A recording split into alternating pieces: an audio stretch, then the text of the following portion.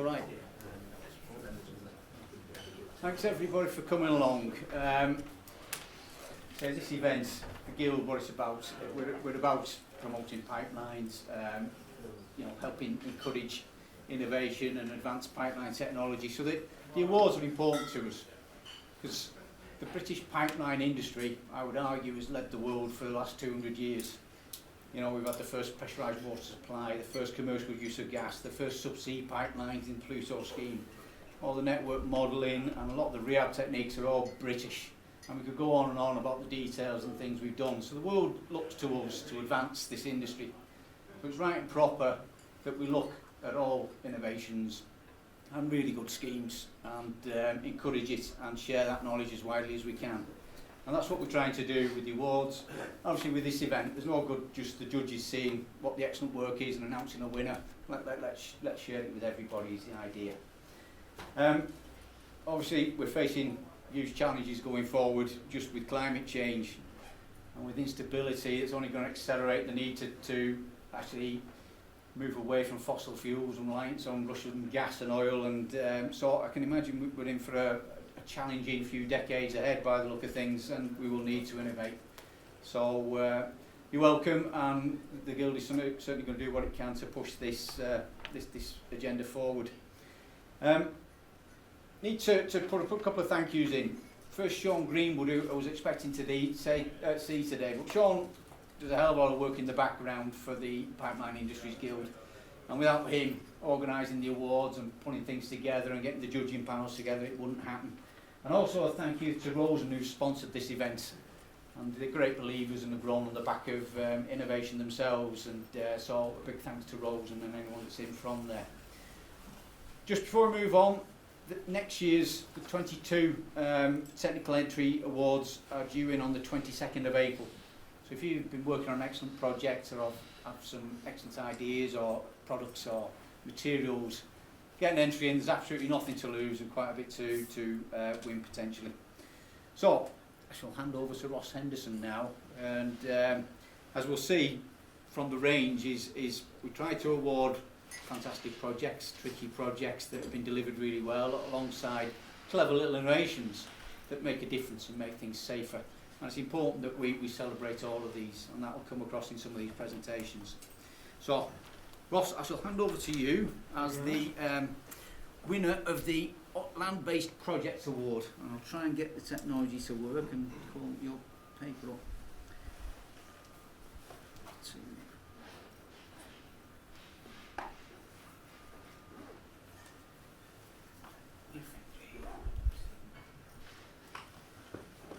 Hopefully that'll come up on the screen.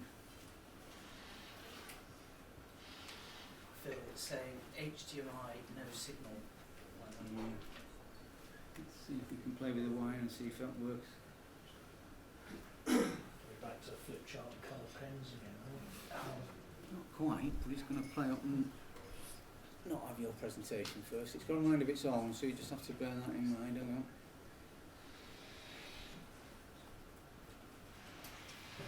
There we go, so we'll press play on that. There is a flipper there, so it's on, backwards and laser pointer. Right, thanks Phil. Good afternoon everybody. Cork Harbour main drainage system. I'll race through these slides quite quickly because there's quite a few, but happy to take questions at the end.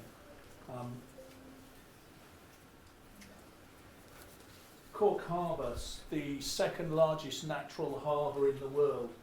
In 2005 it was deemed to be in contravention of the European Wastewater Directive due to 34 combined sewer overflows that discharged up to 40,000 wheelie bins of raw sewage into the harbour a day.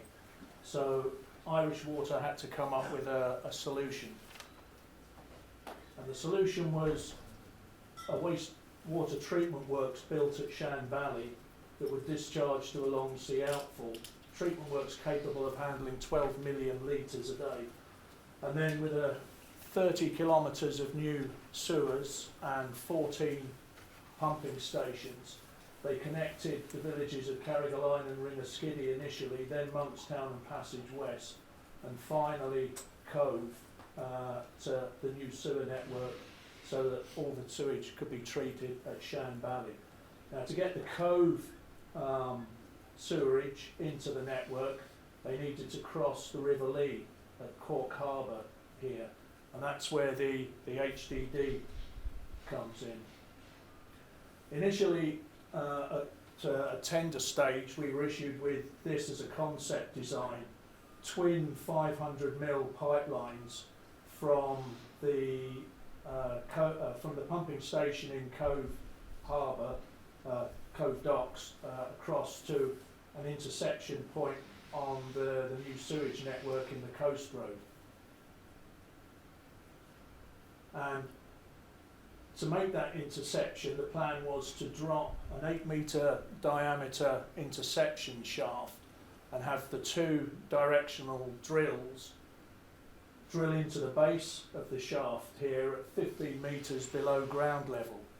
So the idea was that they would cast a soft eye in the concrete shaft and have us drill through that soft eye, through the back side of the intersection shaft and up to surface, and then pump the sewerage up to connect with the existing sewer at surface level. Now that's quite some ask.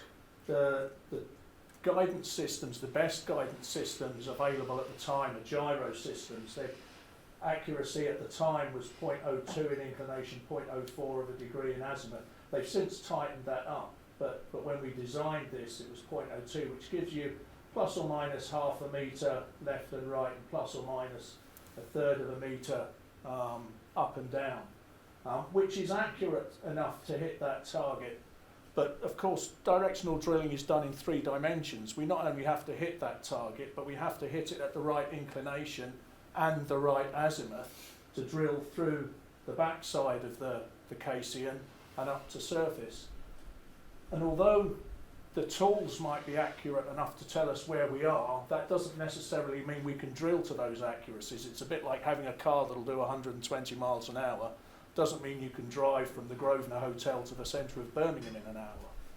So the project was really a demonstration of early contractor involvement. We talked to the client about the limitations of their design and convinced them that we should abandon the idea of hitting the intersection shaft here in the Coast Road, but drill through to the original exit point and then pipe the sewage in a gravity sewer back to surface and tie in here without having to have the accuracy required to hit the intersection shaft during the drill. So this is the exit side. It was a children's playground here.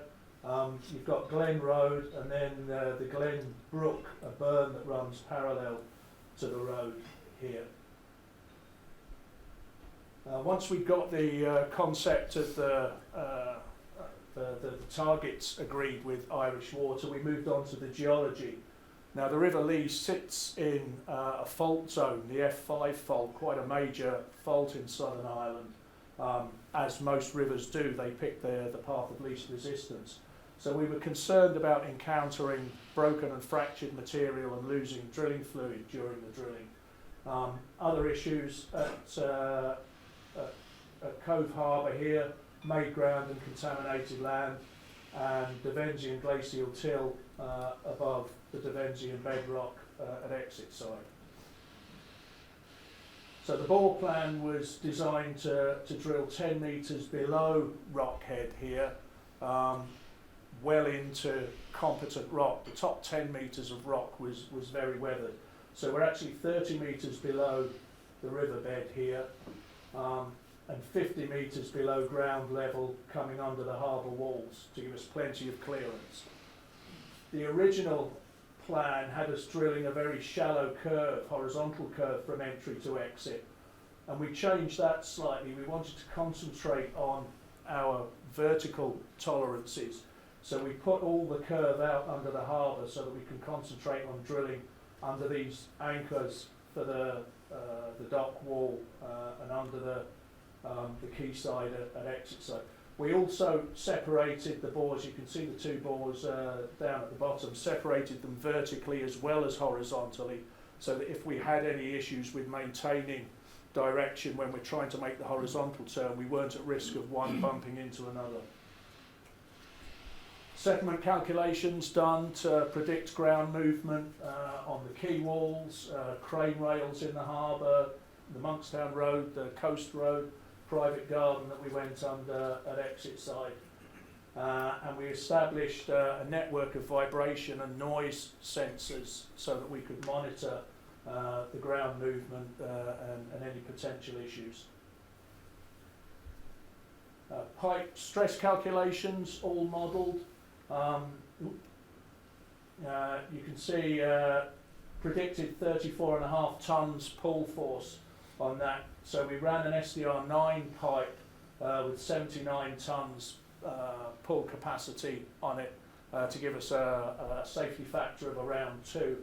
We also designed a tow head that had ports in the end, so it allowed the pipe to fill up with drilling fluid as it became submerged within the HDD bore. So that had two benefits. It took the buoyancy out of the pipe, so it wasn't pushing on the high side of the hole and getting a lot of drag. And it also meant you had far less volume of drilling fluid displaced from the bore as we pulled the pipe in. So we didn't have to deal with a huge volume of fluid coming out of the bore while we were installing the pipe. Drilling fluid pressures were modelled. The green line here is the annular pressure, the downhole pressure, and the red line is the fracture gradient of the rock, the confining pressure that keeps the fluid within the bore. You can see, as expected, the downhole pressure exceeds the confining pressure as we approach exit point. This happens on most HDD bores. We're trying to pump fluid over 1 kilometre back along the bore. As we get near surface, that high pressure isn't going to be kept in the bore by the looser material as we get towards surface. So we had a contingency plan established with bales of hay and sandbags and mini diggers and pumps to deal with any potential breakout at surface.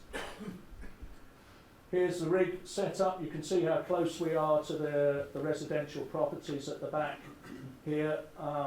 First thing we did was sink a water well in the corner of the site to provide water for the job. And this site wasn't as clean as it looks now. There were 4,000 tonnes of waste material we removed from site to give ourselves a nice open, flat, well-drained working area. And once we cleared the site, we were able to do some additional site investigation at the entry point. We had planned to put a surface casing in the ground to protect against contaminated land, but we discovered that the ground wasn't as contaminated as we thought it might be at entry point, so we were able to dispense with the permanent surface casing. There's another shot of rig up. You can see the acoustic fencing behind the rig, and we placed everything is containerised and soundproof, but the noisiest element is the generator here, so we stuck that behind the fluids recycling unit so that it acted as a baffle between the noise generation and the receptors up in the residential estate. Here's looking behind the rig. So the drill path across here, you can see the cranes on the rails that we went underneath the floating dock jetty and across the harbour, and an exit point up here in Monkstown. The drilling assembly, tungsten carbide insert drill bits run on 8-inch downhole motors, steered by a gyroscopic, a ring laser gyro drilling tool. We had to put an access into exit side. We had to bridge the Glen Brook and take down some existing overhead utilities to get into site. And there's the working site. You can see we built a fluids recycling system at exit side, because to transfer drilling fluid during the hole opening operation back to rig side for reuse would have required ferry trips. We did want to put in a separate mud line over 1 kilometre long. So the clean fluid at exit side with a series of check valves and swivels, we injected that fluid into the tail string during the drilling operation. So in effect, we were drilling from both ends, depending on which end of the bore the drilling fluid was coming out of the ground at. The geology during the drilling, the potential issues with the fault that we perceived we didn't encounter them. We had no fluid losses, but we did see the rate of progression slow down out in the middle of the harbour.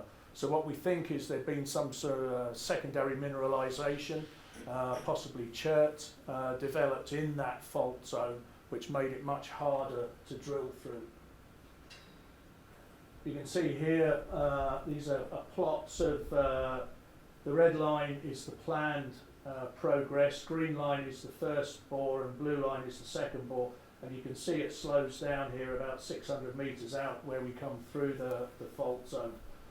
So we were a little bit behind the time curve with the first shot. We had a couple of days here dealing with the anticipated breakout, but we didn't see breakout on the second bore because there was communication between the second bore. The bores were only 5 metres apart, so there was a little bit of communication as we came back to surface, and rather than break out, the fluid from the second bore took the path of least resistance and came up the first bore, so that actually helped us. You can see the red dot here is the target we're aiming at. First bore 26 centimetres right of target, and the second bore 21 centimetres left, so not bad accuracy for a 31 centimetre diameter bit. Hole opening operations, we've got a tong hand in our fleet, an automatic rod loading system. So it keeps all personnel away from rotating parts at exit side, which has historically been a big health and safety issue for HDD. It means the joints are all torqued up accurately, you don't get any cross threading, and it's also much quieter handling pipe with one of these systems rather than using slings to move pipe around, which is a big advantage when you're working in a residential area. Now, I would normally say that weather doesn't have an impact on HDD operations, but on the 8th and 9th of February we had Storm Kira came through, the extratropical cyclone, and a week later we had the weather bomb that was Storm Dennis came through. We had 24 hours or a month of rain was deposited on site in 24 hours. And what we found was there was a lot of groundwater getting into the bore and diluting the drilling fluid, and the cuttings were dropping out of suspension. And we knew from historical maps that Glen Brook, which you could see on one of the previous slides, ran down the edge of Glen Road. Originally that had run through the playground, but had been diverted to make way for the kids' five-a-side football pitch. And what we think was happening was that the old river channel was acting as a conduit for groundwater into the bores. So we brought back the contractor who dropped the water well for us at entry side, and we put a couple of interception wells in here and drew the groundwater out and managed to get it low enough that we could complete the bore. So the hole opening timelines, again red is planned. Green, on the first, the 23-inch hole opening pass, we wore a set of cutters out and had to pull out of the hole and change cutters. You can see they're field replaceable systems that we were using, so it wasn't a difficult job, but it took a couple of days and slowed us down. So we were about 6 days behind time on the first bore. On the second bore, the blue line, we ran 2 passes. We ran an 18-inch hole opening pass and then the 23-inch pass, which would have speeded things up, but we had 2 or 3 days in here dealing with that weather issue, so it slowed us down. But we picked it up on the 28-inch pass. We were 4 days and 7 days ahead of time schedule there, so things didn't work out too badly. The last issue we had to deal with was fabricating the pipe string. So the fields that we located to string the pipe out in yellow here, we wanted to string it out in a single length so we could test it before we pulled it into the bore. But it was 1.3 kilometres between the welding point down a narrow, windy country road to the start of the HDD. So the pipe was all delivered to site, factory acceptance test, and then a site acceptance test on delivery. The welding unit, we built ourselves a steel welding unit rather than rely on the tents that we usually use, because we were working in the winter, and that paid dividends when the two extra tropical storms blew through. We were able to continue welding. See, stringing the pipe out the way around the back of the fields here and culverted across farm entrances to keep the access open for the farmer and for ourselves. And getting the pipe from the pipe welding area down to the HDD exit point. If we just towed the pipe down that tortuous road, it will have wanted to straighten out at all the bends and given us big problems in keeping it aligned with the road.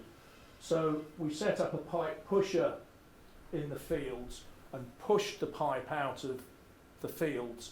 So it followed its own curve down the road. We had to lead it down, and you'll see in the next couple of slides the rollers we put out, but it wasn't under tension. So we didn't have it trying to straighten out and cheese wire through all the curves.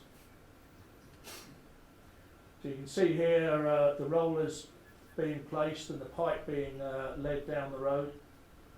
And they're vertical and horizontal rollers to maintain the curves as it came round some of the twisty sections of the road. I like this one. You've got 100 tonnes of pipeline on the south side of the wall, and somebody still playing golf, oblivious to it all on the north side.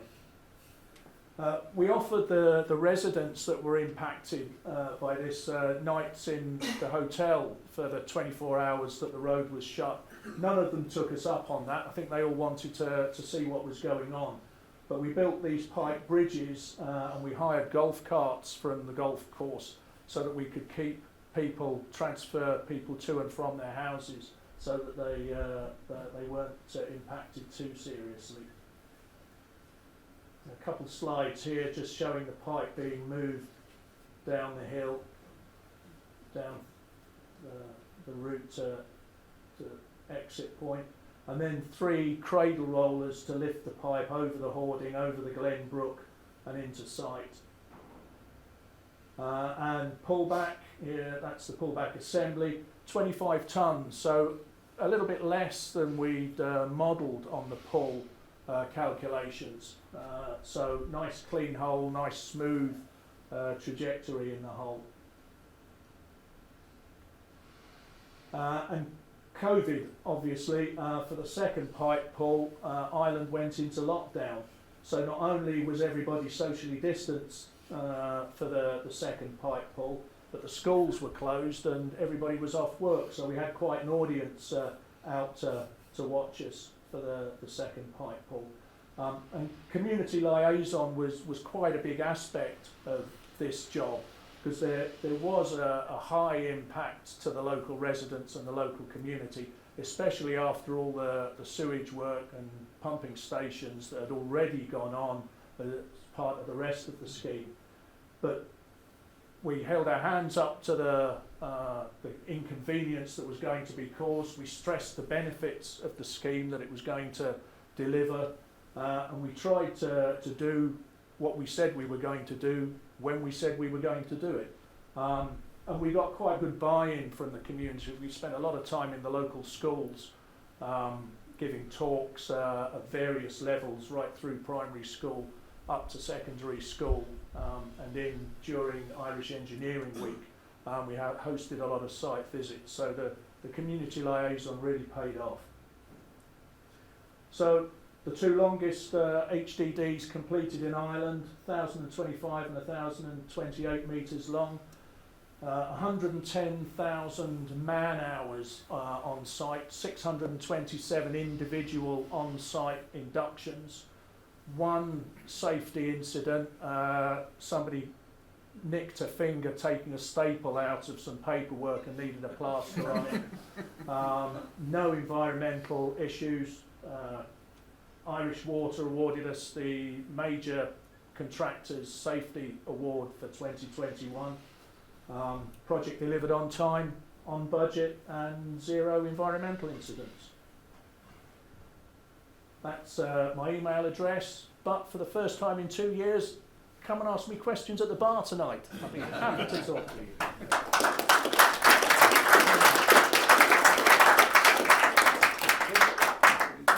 Any questions at all for Ross on that?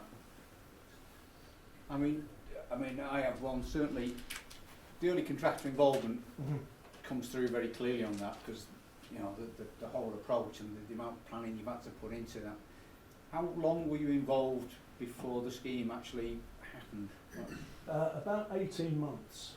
There was a pre-qualification process to go through, but then we were awarded the work about 18 months before it finally took off. So there was time in there to do some additional site investigation, and topographic surveying and the like, and discuss with Irish Water what we were wanting to do and what we thought was practically achievable rather than theoretically, conceptually achievable.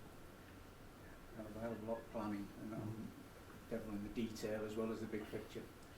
Anything else from anybody? Go on, John. Yeah, what sort of rate did you manage to achieve in terms of moving the pipe down the road? It was interesting to hear that you pushed it, but what sort of speed were you managing to do that? It took us about, the first time we did it, it took 8 hours to get it out of the field, but we'd never done it before, obviously. So we took it very easy.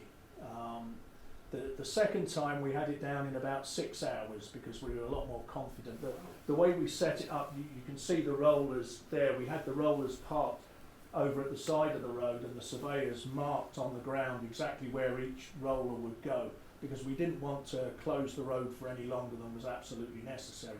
So as the pipe came down the road, we had excavators out in front of it lifting the rollers out just in time for the pipe to arrive, and then the day after, when we pulled the pipe in, as the tail of the pipe came down the road, they were moving the rollers back off the road and getting the road open.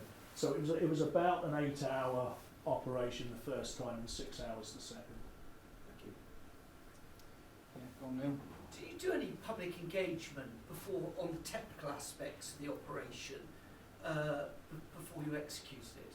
Yes, yeah, we held public consultation events in the community, so at local cafes. There's an art gallery down in Monkstown, so we did a couple of presentations there.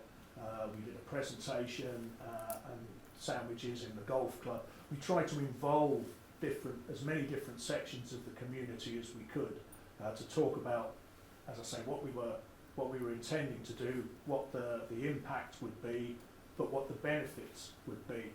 And we also found this on a lot of projects, if you can get into the local schools, and the schools are always happy for you to go in. You can go in and give a maths class at primary level, lower end, secondary level, and take it up to the top end and talk about chemistry and talk about the biology, and you can talk about all sorts of aspects of the job. The schools love you to do that. And if you can get the kids going home to their parents and saying, oh, the guys who are doing the pipeline were in today, that builds a lot of respect in the community, I think.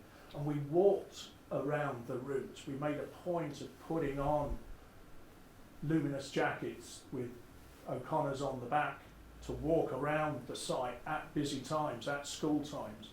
We were present at school drop-off so that people could see us there and ask us questions. So yeah, the community liaison was very important to us. Quick one. Go on. Yeah, I think you mentioned the pipe was an SDO9. Yep. Yeah. What was the key factor of deciding that? Was it just pressure or installation? Yeah, no. When you're pulling over a kilometre of pipe, it's under significant tensile strain, and obviously when the pipe is under high tensile strain, its ability to withstand hoop and collapse and buckling stresses is significantly reduced. We were 30 metres below the riverbed, so there was quite a hydraulic external pressure on it. So it was a case of modelling the pipe and the stresses that it would be under, when it was under tensile load that determined to go up to the SDR9 pipe. Okay. You mentioned that you wanted to weld it up and string it out to test it before Yeah. you pulled it in. There was a requirement then after, once it was pulled in and because you were moving it along, you had some, what do you call it, free spans or not, additional NDT or any kind of testing that had to be done once it was actually pulled in? Yeah, we hydraulically tested it once it was in. All the welds, we cut out a random 1 in 30 weld, so it wasn't every 30th weld we cut out. They were randomly selected, but it added up to 1 in 30 welds was cut out and sent away for destructive testing. All the welds were inspected, the beads were removed and bead tested. We did as much as we could on inspection. And then the pipe, before we moved it out of the fields, was pneumatically tested, function tested in effect. It wasn't hydraulically tested up there, but it was hydraulically tested once it was in the ground. I notice you let the mud into the pipe itself, Yeah. which is unusual. How did you get that back out? Did it swab out easily, or? Yeah, it swabbed out quite easily. We just pumped foam pigs through 2 or 3 times until we got it clean. But we were able to do that. You pump the pig a bit and collect the fluid that comes out. And so we were able to manage that fluid rather than having it all appear at once when we pulled the pipe in. And it's a sewage pipe, of course, so we wouldn't have been able to do that if it was a potable water pipe. No? I'm just curious, your pipe lines are 20 inch. Why are the both sides 123 inch and 128? Is there any mistake of reading? Yeah, no. The 23 inch, we pulled a 23 inch hole opener through, and once that had gone through, we pulled a 28 inch hole opener through. So both holes were 28 inch. And we try and put a bore, it's around, a rule of thumb is 50% bigger bore than the size of the pipe. So for a 20 inch pipe, you would 30 inch, 28 inch borehole, depending on how confident you are of the ground conditions. If we were in very loose sands and gravels, we would probably have drilled a 30 inch bore, but because the majority of this bore was in quite competent sandstone, we're happy to come down to 28 inch, drill a slightly smaller, but they were both 28 inch bores. Back. Ross, were you under a marine licence condition? Do you have a marine licence? Yes, yeah, marine licence for Were that. you asked to monitor the noise of your drilling while crossing? No. I mean, there have been studies done on the noise generated by directional drilling at depth under rivers. We've done a couple of very sensitive salmon and trout fishing rivers in Scotland, and we've had the fisheries board come out and monitor the noise. I can go into this in great detail, but unlike percussive drilling, when there's a lot of vibration, this is a rotary drilling system, so the frequency of the vibration produced is at a very, very low hertz, and because the drilling assembly lies on the low side of the hole, it damps all that vibration. So any vibration that is generated is very, very quickly absorbed and dissipated in the formation around the bore. And the studies that have been done trying to monitor vibration at riverbed level underneath HDD operations have been unable to detect vibration. Now that's not to say that in all circumstances that would be the case. In harder rock, the vibration might transfer a little further than it does in relatively soft sandstone overlain by deep alluviums. But here there was no chance of you seeing any vibration at riverbed level. But grab me afterwards and I'll send you some of the detail on. No, it's just we don't want it in the north. Okay. Yeah, so we were told to monitor. Yeah. So it's an interest to see. Yeah. Could be loads of questions on this. It's a really excellent scheme, and really appreciate you coming to talk to us about it. And if there's any additional questions, grab Ross later on. And thank you very much. Brilliant. Okay.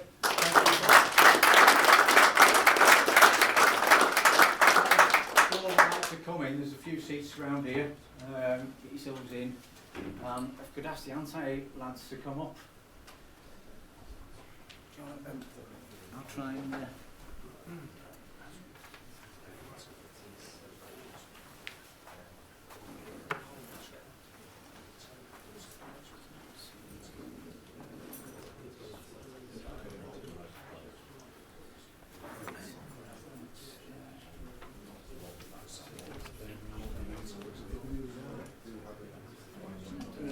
well, it should do.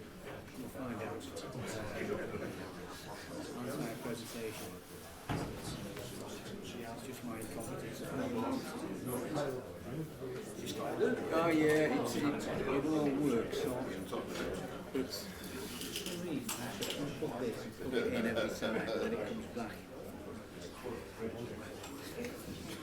Works. Way runs away. Well, let's see if this works. Cheers. Hello. Hi. Afternoon. My name's Carl. I'm here on behalf of Antire Solutions. Before I get started, really, I just want to say what an absolute honour it is to be up here. Antire, essentially, all the innovations that we try to do, all the in-house engineered products and things like that, we pillar everything we do based on, I would say, three things. So compliance, efficiency, and probably safety more often than anything else. So to be recognised, obviously, for that is an absolute honour. So why are we here today? So we are here today to discuss what we won an award for, which is the SAM device, or the Safety Application Monitor. Now, the Safety Application Monitor, essentially, it's an early warning system, and it's for anyone that has to hold back a flow of water in a pipeline, and you have your operatives working further downstream. So it's to protect them and give them opportunity to get out in time.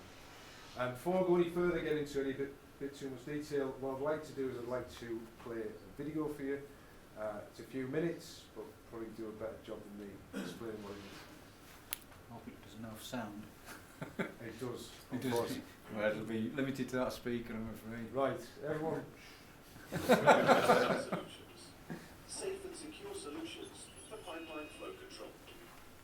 Our lab device and the safety application monitor are industry leading. There is nothing else like it on the market. The Lamprey isolation device is unique in its design as it's non-expandable. This is a huge advantage and safety benefit. A traditional expandable pipe stopper, when inflated, shortens in length, reducing the surface area in contact with the pipe, and in turn increasing the risk of slippage. The problem doesn't exist with the Lamprey isolation device. As it's non-expandable, it contacts the pipe wall at very low inflation pressures. In the event of a pressure loss, the Lamprey isolation device won't immediately lose contact with the pipe wall. This eliminates the risk of it slipping in the pipe. If inflation pressures further decreases, the head of water liquid accumulation can pass safely under the device until reduced to an extent it stabilises. Our Lamprey isolation devices work with all pipe profiles and materials. They also operate across pipes from 400mm to 3,600mm in diameter, offering huge flexibility and covering a wide range of situations. They are designed to work without additional bracing or strutting, highly resistant to chemicals, light in weight, repairable should they be damaged, have a proven lifespan of more than 30 years, and can be folded tightly, allowing them to get through manholes and smaller access points. Altogether, making Lamprey isolation devices safer, simpler, faster, and far more efficient to use. In addition, our unique safety application monitor measures both the Lamprey isolation device pressure and back pressure at the head of water. If either pressure alters, it has a large multi-stage warning process. Both an alarm and flashing beacon is set on site, and an email and text alert are was sent out notifying the necessary individuals. We have worked with Thames Water to test and develop an industry standard for pipeline flow control, resulting in the first best practice operational guidelines for the safe installation and use of lamping isolation devices and hire solutions, the only solution for pipeline flow control. Good. Okay. So for the avoidance really of any sort of doubts, what are we talking about today? We're talking about two things. The first thing is the lamping device. So the lamping device really, it's a cushion essentially. It's what we recommend for larger diameter pipelines. It is a flow control device, but it's not your conventional flow control device. It's more like a bladder, I would say, than a bung, essentially. So the advantage or the benefit for that is that we tend to recommend it for anything that's larger than a metre in diameter. And as it's inflated, unlike a bung, what will happen is that it won't shrink in length, meaning that the surface area stays exactly the same as it's inflated, meaning better grip on the inside of the pipeline. And what else are we talking about? We're talking about the sound device, essentially, what we won the award for. So the sound device works in conjunction with it, and it monitors the internal pressure of the lampe and also the back pressure, or the volume of water, the pressure that's being forced against it, essentially. Great. Okay, so how did this all start? Well, as with any solution, we started with a bit of a challenge, really. So working downstream in scenarios where flows are really quite isolated, to be honest with you, where operator entry is in demand. The scenario realistically is not without risks. It's obviously really, really dangerous, or it can be dangerous. Working underground in confined spaces has long really been an issue for health and safety and quite a concern. So obviously there's a lot of emphasis put on it prior to sending anyone down or any operators down. We've got things that we need to take into account, which is obviously very difficult as well. So the integrity of the pipe, what's down there, you know, we're talking about sludge, we're talking about slurry, fatbergs, you know, all sorts of things that can really, really make things difficult for us to put decent risk assessments in place. And of course, our priority is to make it safe as possible. Again, like I mentioned earlier, conventional stoppers, there's a bit of a challenge there really.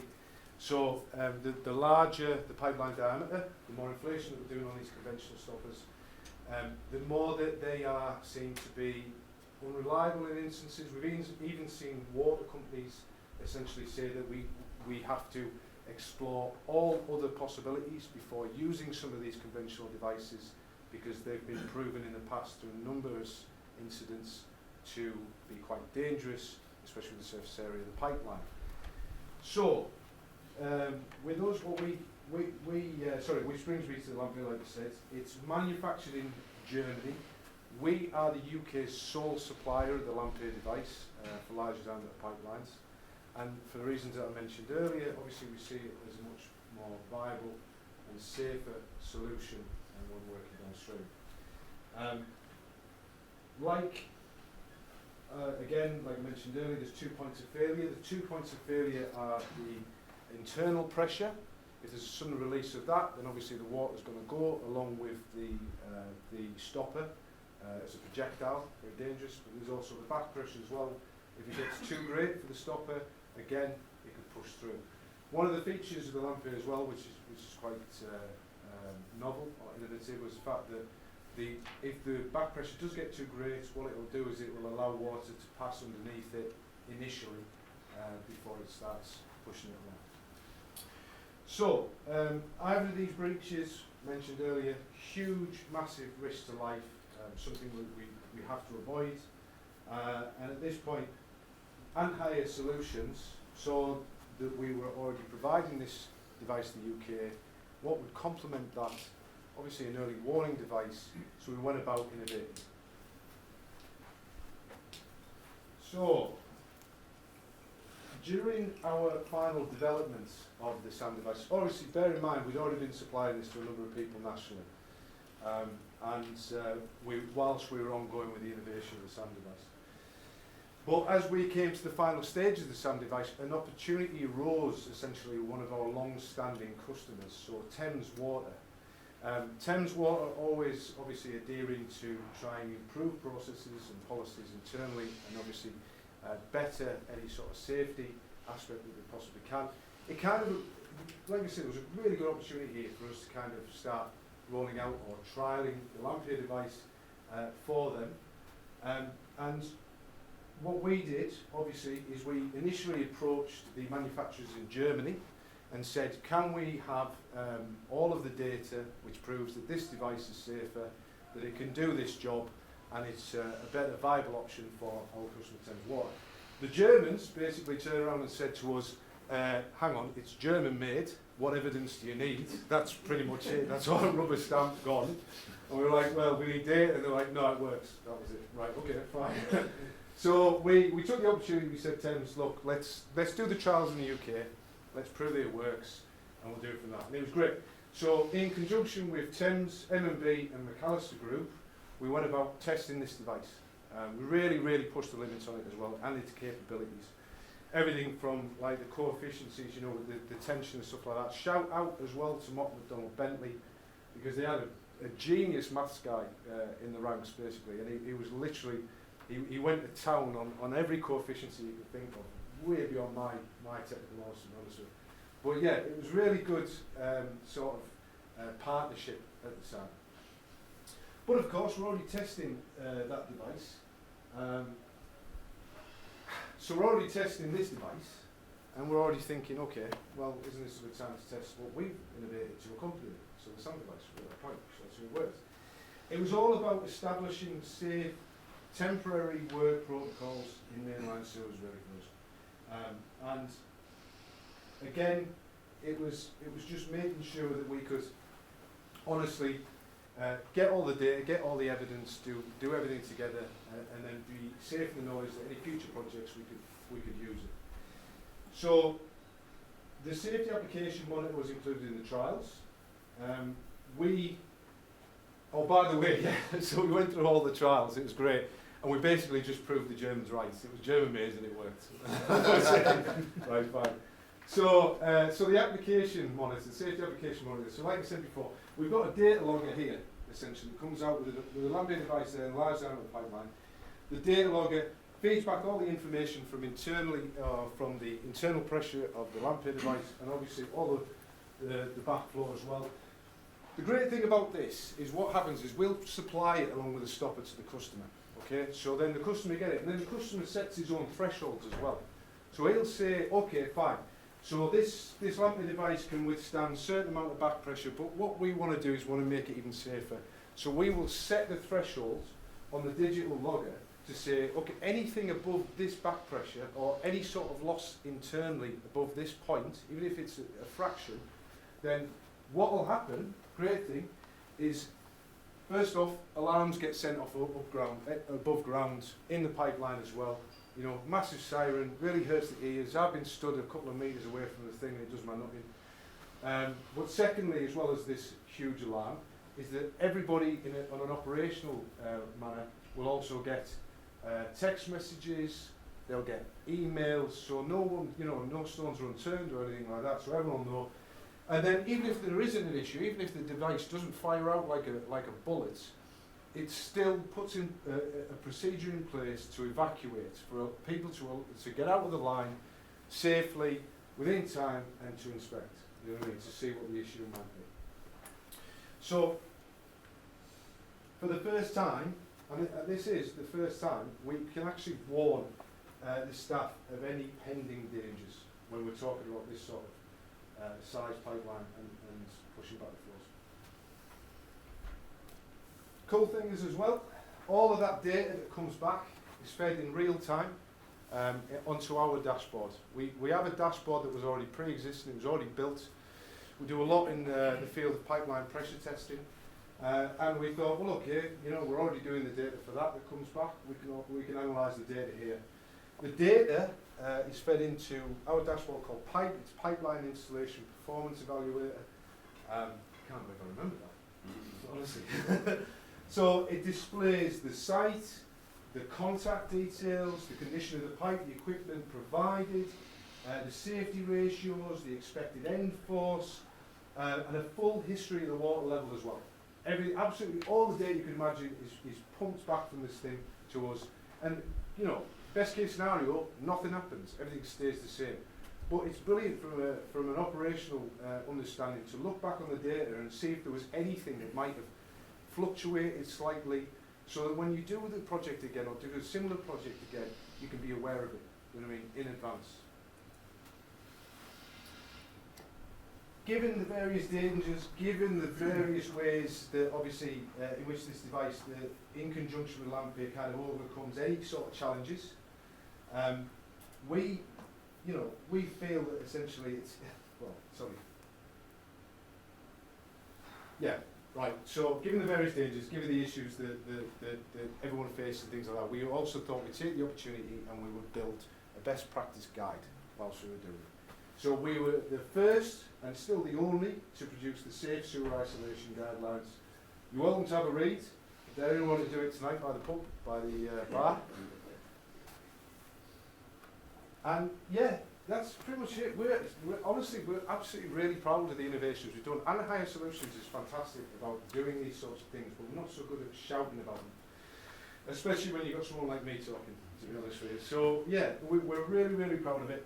And we really, really appreciate the opportunity to stand up here and speak to everyone today on the front. We just want to say a special thanks as well to McAllister and M&B, Thames Water as well. Obviously, without their hard work and their efforts, we may not have got as far as we did in terms of the testing. And finally, as well, the Pipeline Industries Guild for allowing us to talk. Has anyone got any questions? No? Okay.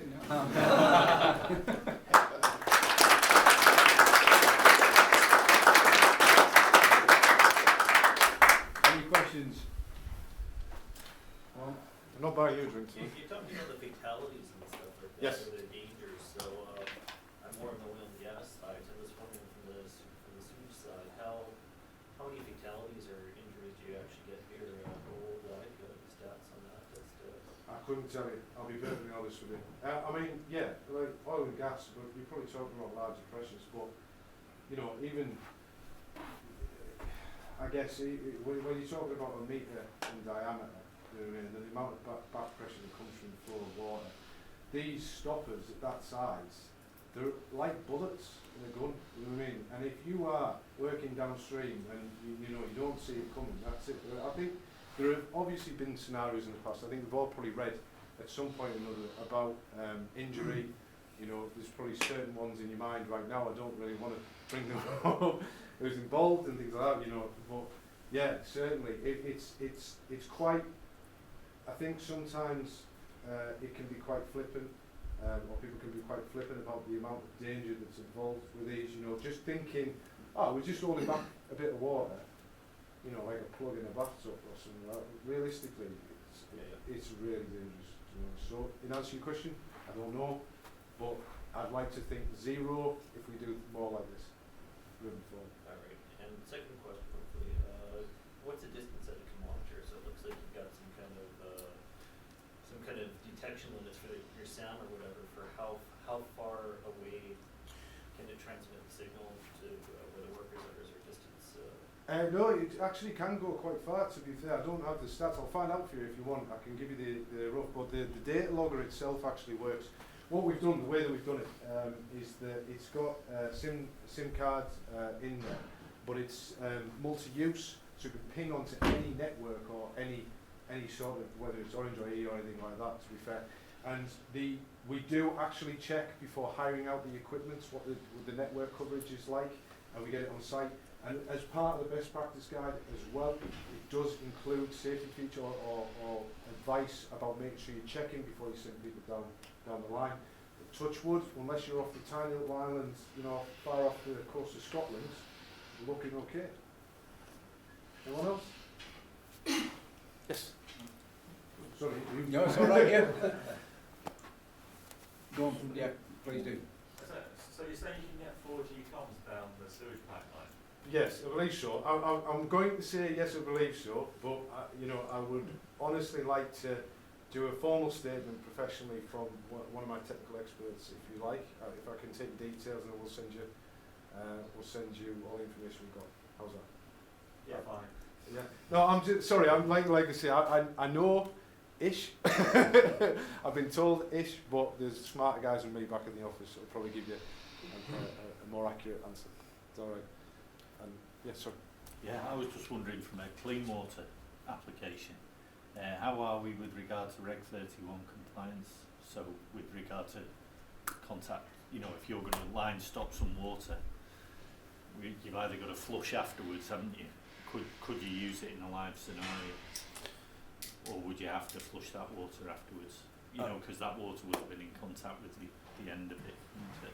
As far as I'm aware, the device was, the Lampier device itself is designed for drainage only.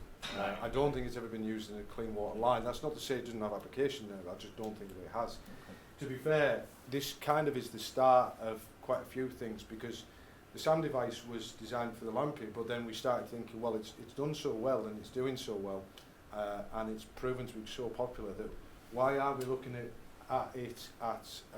other devices for smaller diameter pipelines, because again they can equally be dangerous. But I suppose, yeah, the next question is, can it be used on devices in clean water pipelines? So yeah, I'll take that idea and I'll claim it my own when I get back to the office, if you don't mind. Anybody else? Yep. Yes. So I'm still happy.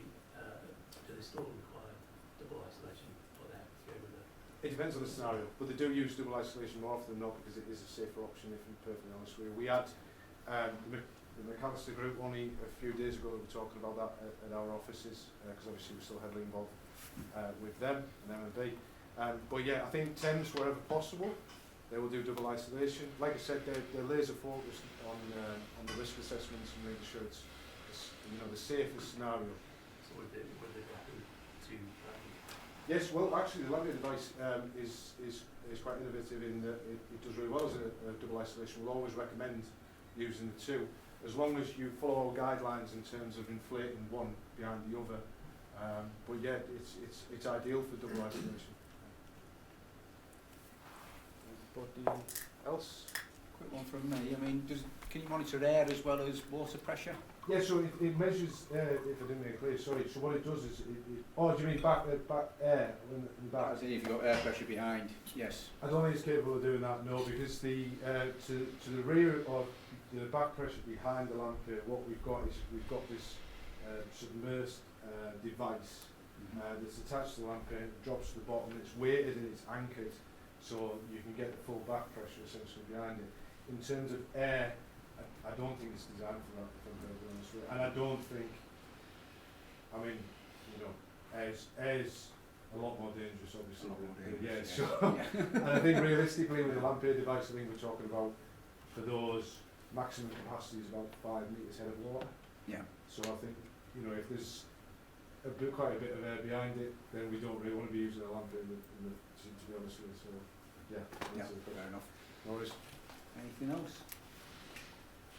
Thank you very much. That's No brilliant. worries. No, Cheers.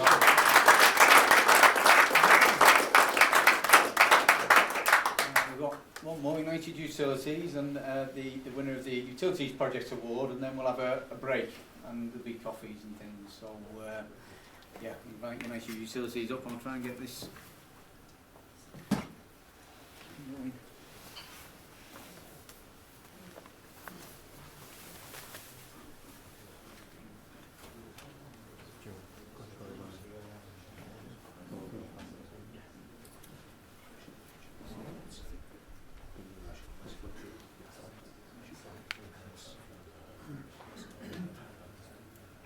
That seems to be working. Excellent. All yours. Good afternoon. Thanks for your time today. I'm John, this is Dec. Like a more technical version of Saturday Night Takeaway. I'm from United Utilities, Dec comes from Mott, Macdonald, Bentley's. We're here today to talk about the Haweswater Aqueduct tunnel replacement pipeline. We're going to stick to the script a bit because we're both quite passionate about this, and you might miss your meal this evening if you go off piste as well. So we'll put it into a bit of geographical context. The Haweswater Aqueduct runs between Kendal in South Cumbria through Lancashire down to just north of Manchester. It's a 77-year-old asset now. It provides about a third of the region's water supply along its route, feeding over 2 million of our 7 million customers. It was designed initially to carry 570 million litres of water a day, and all that by gravity at a 1 in 3,000 gradient. This is done down around about 52 kilometres of single line tunnel, conduit and single line siphon, and about an additional 58 kilometres of steel multi-line inverted siphons, where the topography dips below the hydraulic gradient. So let's have a quick look at how it was constructed back in the day. So back in the late 1940s, as you can see, lots of high-vis, hard hats. This is the conduit section, so it's a tunnel, but it's in an open cut trench, made of precast rings with mass concrete around the outside, and then formed concrete, in situ concrete on the inside lining. We have single line siphons as well. Similar sort of open cut trench, but this time with a steel liner former, slightly smaller diameter from 2.6 metres down to 2.2 metres. These were in the north, where through the Drumlin Hills the topography dropped away a bit from the hydraulic gradient, and then mass concrete around that thin steel liner with a gunite type applied lining on the inside. And then the rest was mine tunnels. So we're looking at drill and blast mainly here. You can see the colliery arches there and barge boards with a gull wing shutter system, sort of hopscotch system, to create the inner form of the pipe, and then the concrete would be pumped in on that pipe at the crown, back to a natural slump around the shutter, where you got the best job of manual compaction. So as you can see from the photos, and I hope these illustrate it clear, that there's plenty of potential for weakness around quality assurance, that could and did lead to issues in the tunnel sections today. Hence, following inspections in 2013 and 16, we needed to carry out the project that we're here to talk about.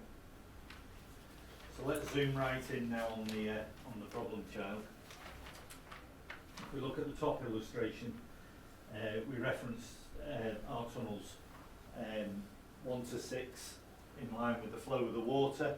Each tunnel section separated by the multi-line steel siphons sections. Middle section then zooms down on the second tunnel section, so that runs between a multi-line here and a multi-line here, and then those are also separated by some single line siphons, so on shallower dips, ripples in the carpet, so to speak. And then to zoom right in is the Hallbank tunnels. So these were mine tunnels, Hallbank 1 and 2. To save time, we'll just say that they're past their best, and we needed to do some work on them. We couldn't repair them. We looked at that, but the window for an outage to go in and do the repair and the amount of work required to repair them didn't line up. We didn't have long enough. So replacement, offline replacement bypass was going to be the answer. So from the multi-line in the north to the single line siphon in the south. So Declan will take us now through the connection. Shall I do me Chris Whitty? Yeah. Next slide, please. Connected points at each end. So, as John's described, the existing tunnel was bound by two inverted siphons. Up at the north, we had Greenbank multiline siphon. This was originally constructed as two lines, with the addition of a third line in 1965 and a fourth in 1977. All lines are constructed from 13mm steel wall, and the bitumen lining coated, and they vary in diameter from 48 inch to 54 inch. Next slide. Down at the south, we've got Feeler single line siphon. So, the shot you saw earlier, it's a 1/4 inch steel liner with a 250mm reinforced concrete surround. That 1/4 inch steel, or 6.3mm, is welded in situ with 2 half pieces and butt welded at each connection. There's a gunite line applied by a centrifugal lining machine. The inconsistent application of that during construction meant that they ended up applying a bitumen coating during construction as well. But overall, in really good condition at the connection points. So we've covered the existing tunnel. Now John's going to talk about how the new solution was developed. Thanks, Dave. So, with Mott Macdonald as our early contractor involvement partner on the scheme, we went through the different options of tunnel and pipeline. In the end, the pipeline had clear advantages over the tunnel solution for the following reasons. One, a multi-line pipeline offers greater resilience. If you have one line down, you still get forward flow down the other three. We're also aware that later in its asset life, if there was replacement required, you could replace it one line at a time and still keep forward flows. We were lucky in as much as the topography lent itself to a route that would keep it as a pressured pipeline below the hydraulic gradient, while not extending that route by a ridiculous amount. So to come round the mountain wasn't going to triple the length of the run. And finally, it was the real crux was the establishment of the established conformance of potable water approved linings in pipelines, and the system being pressurised versus that in a tunnel of free surface flow in a concrete tunnel, and also the level of water tightness in a concrete tunnel at the time anyway. Looked like it was potential for the need for a secondary liner within the tunnel. So from that point of view, the whole life cost and the programme, everything lent itself towards pipeline. So John's mentioned the new alignment was determined by the rolling drumlin hills of Cumbria. The new solution effectively extended the existing inverted siphon beyond the end of Hallbank tunnel, and bringing the new pipeline within about 2 metres of the 1 in 3,000 hydraulic grade at minimum flow. So to provide the required resilience, the pipes were sized to allow around 90% of peak flow when one line's out of service. Next slide, please. So the pipe specification was a key detail to the success and efficiency of this project. Working with the supply chain, we used extensive geotechnical investigation done through early contractor involvement, and the pipe was optimised as a spiral wound steel pipe with a diameter or the thickness of 128. At 1.6 metres internal diameter, 2.5 kilometres, so 10 kilometres in total over the 4 lines. It reduced to 48 and 54 inch in the north and increased to 2.2 diameter in the south. The method of jointing was specified as the E-joint system, which utilises a heat shield socket spigot pipe with external annulus welding. This removes the need for internal welding through man entry. Externally, the pipe is coated with a PE coating, and that often leads people to think it's a PE pipe from a distance. And internally, it's coated with a DWI approved liquid applied lining. Most of the pipe sections were about 14 metres long and about 8.5 tonne each, so we'll come on to the construction challenges a bit later. The pipeline was supplied by FT pipelines, with the straight lengths coming from Turkey and the fittings coming from France. And then the connection pipe was also supplied by free flow pipe systems down in the West Midlands. So I mentioned the geotechnical investigation that was done through the early contractor involvement, and that was boreholes. It seemed like every 5 metres, but definitely wasn't as frequent as that. Any geotechnical engineer will tell you it probably still wasn't enough. But it gave us a lot of opportunity through the temporary works arrangement and permanent works arrangement. It meant that we were able to optimise the pipe design to allow us to process all the Site 1 material to create a backfill surround, so it removed the need for any material to be taken off site. And it also meant that we only needed to import S2 bedding material.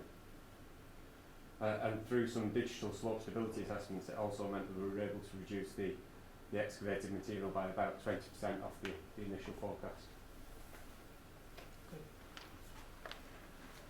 So a project like this doesn't come without its issues and its challenges. I'll just talk us through this slide. We picked some of the key ones. Obviously there was others, but the key ones, starting with access. So although we were alongside, and you may see in some of these shots, we were quite close to the M6. Access down the narrow country lanes and past the local councillor's front door was always going to be a challenge. A lot of forward noticing, really, and bringing the local parish along with us on the journey. Exhibitions in the village hall, etc. Really helped here. And in the end, they were more interested in the project than detracting against it. Weather, well, we were in Cumbria.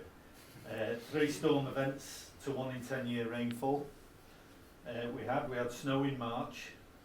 We had a blistering hot summer with lots of dust. So it meant flexibility and having quickly deployable mitigations was essential, especially around surface water management, which leads me on to silt. So proactive use of diversion ditches, catchment lagoons. We work quite closely with Silt Buster on their flocculation plants, temporary flocculation plants, to divert and remove particulate, especially the blue clay, from the surface water to protect the downstream water courses. We're working on a cross slope, so you can imagine everything falls across our site, our spread, and down towards the water courses in the valley bottom. The excavation width, again linking back to weather, reaching more than 11 metres across the trench bottom to lay pipe meant use of crawler cranes and large mobile plant, meaning wind speed on the side of the Cumbrian Valley. It was a challenge. Declan will address some of that in a minute. So we were doing pretty well actually. Beating all these challenges, we were making good progress and feeling pretty smug. So to challenge that smugness, here have a global pandemic. 10 months into pipe laying, at the end of the surveying, at the end of surviving winter. And again, to a certain extent, luck was on our side here, because if you cast your mind back to March through to June in 2020, we had fantastic pipe laying weather. So for 3 months, the last 3 months of pipe laying was in good weather. Briefings could be held outdoors. People were eating outdoors. All those challenges that we all had in construction around the pandemic in those early days, especially, were mitigated. So a project of this scale benefits massively from marginal gains and efficiencies. The project team at the start of the project looked at industry-wide technologies and to optimise both the design and construction. And just one of those was the use of digital rehearsal, where all the on-site activities could be modelled and optimised. And we'll come on to this again later. So just some of the other tools that we used. There was use of intelligent excavators, dozers and trench compaction plant with the design requirements inbuilt, and that minimised the on-site activities. We used point cloud surveys for existing asset verification and critical construction components, which we'll come on again to later. We used mobile app-based digital quality assurance to record all the inspection and testing, and combine that with a real-time dashboard for remote progress tracking to provide transparency of quality, which became really useful, particularly during the pandemic. We use virtual reality to provide both temporary works consideration for the construction team and also permanent operational maintenance considerations for the end user. There's optimisation of the earthworks to reduce the environmental impact through excavation volumes and material expo, which you mentioned earlier, and also optimisation of the pipe route and utilisation of the pipe deflection at joints to to reduce the number of dedicated fittings and reduce pipe wastage. So, pipe laying.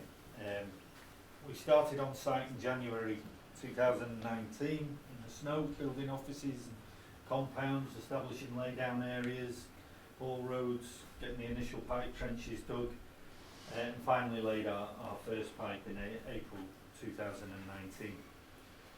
We'd already done quality inspection, we've done factory inspection over in Turkey, and further checks when the pipe stopped at Barrow in Furness Harbour, so we're pretty confident to crack straight on with the pipe laying, welding and wrapping.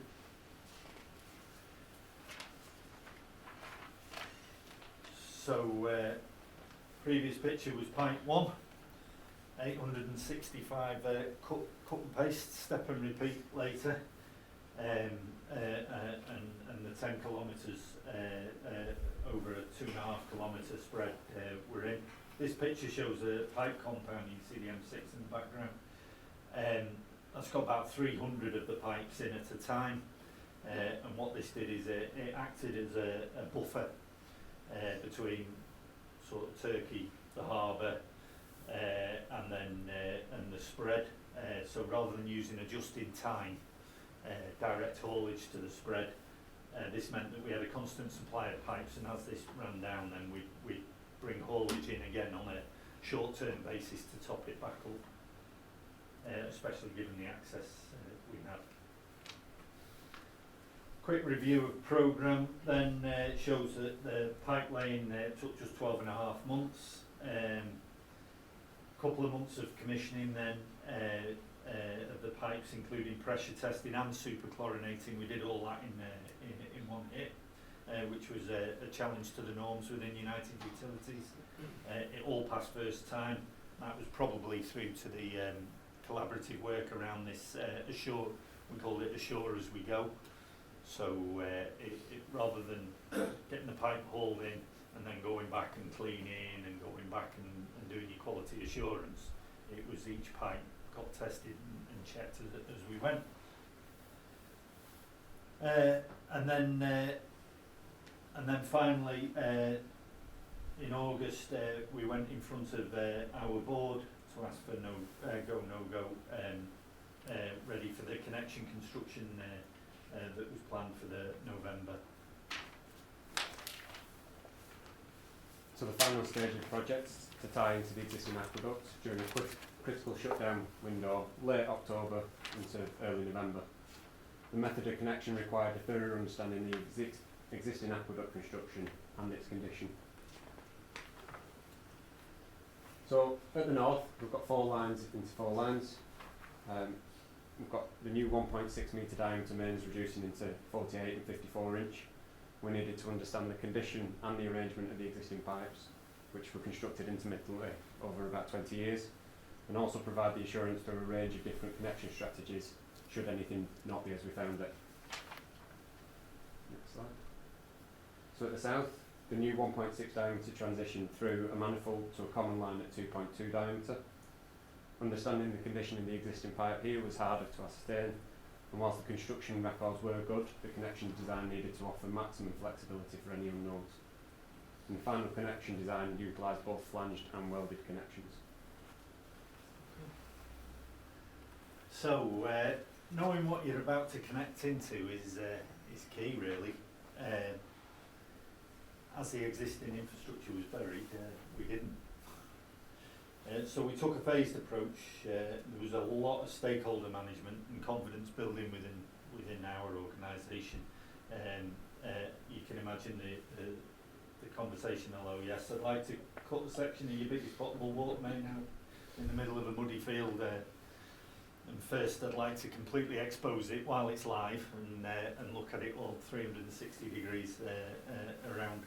You can imagine this takes quite some convincing, really, and you've got to prove that you've covered every risk and mitigated against every eventuality. So we used a suite of investigation techniques, as alluded to before, to determine line, level, pitch, cover, thickness, material. 3D laser scanning point cloud really came into its own there. This did establish that on the multi-line section that all 4 lines weren't just at different line and level and gradient, but also at different pitches. And then as they moved along, they changed. So depending on where you cut in, you completely different connection. But we also managed to ascertain what the steel was, which was good because we had to modify the weld procedure slightly, and also make some allowance for ovality.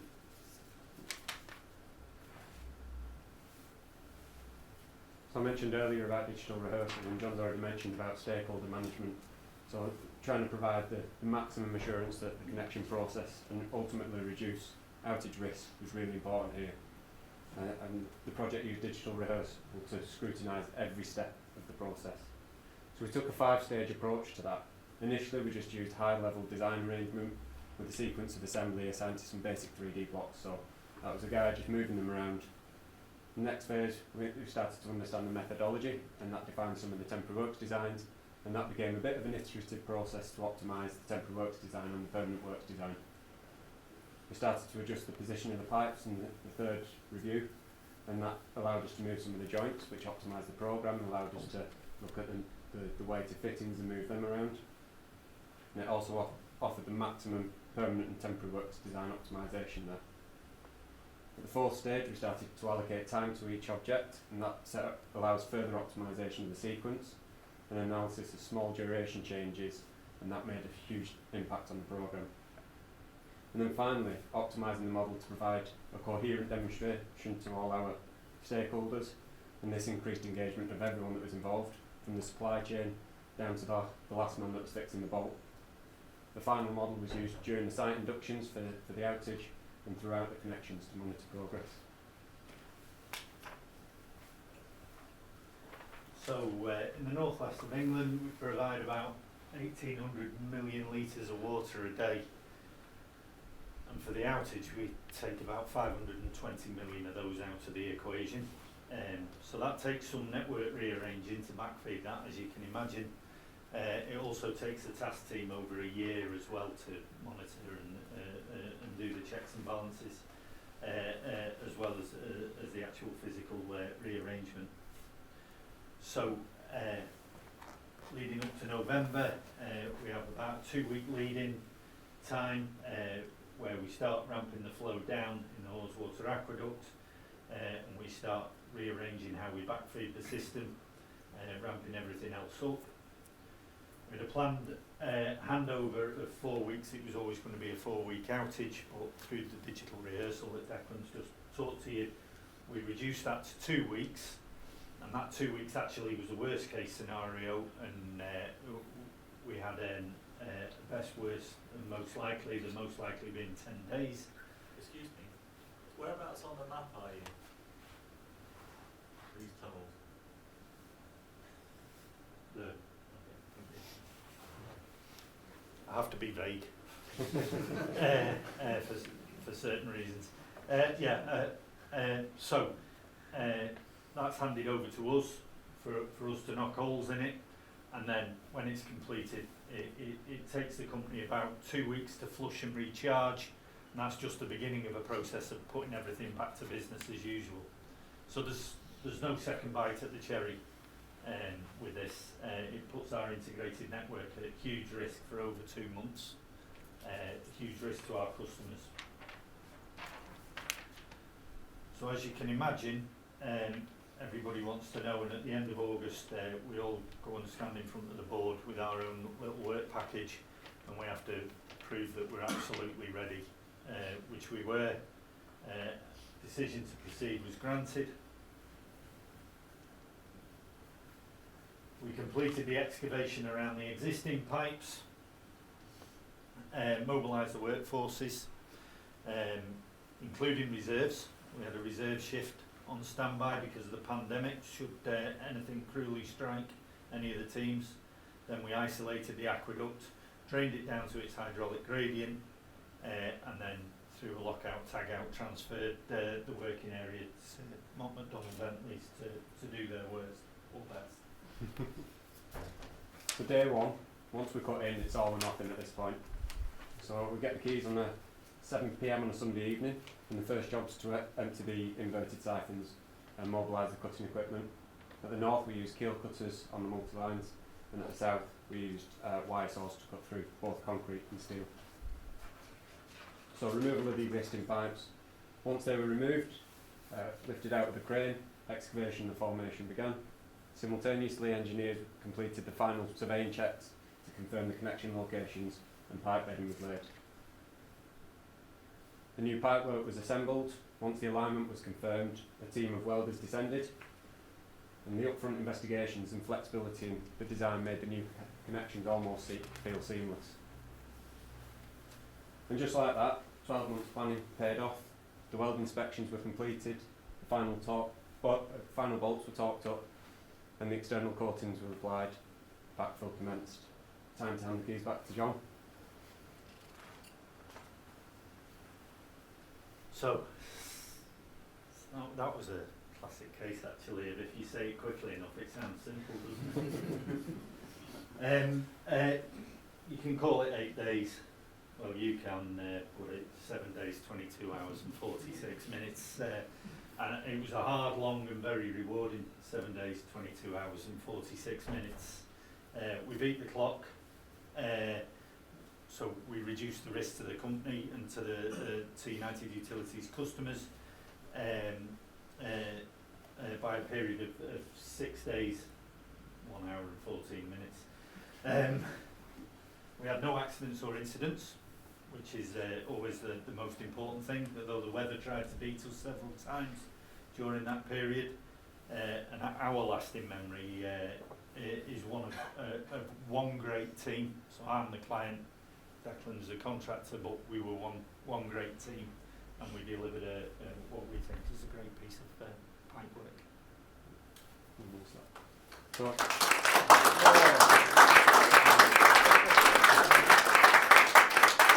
So thanks all for listening today. If you want to know more about the project, there is a case study on water projects online, and there's also some 4D case studies on LinkedIn as well, along with some 4D animations and time-lapse comparison as well.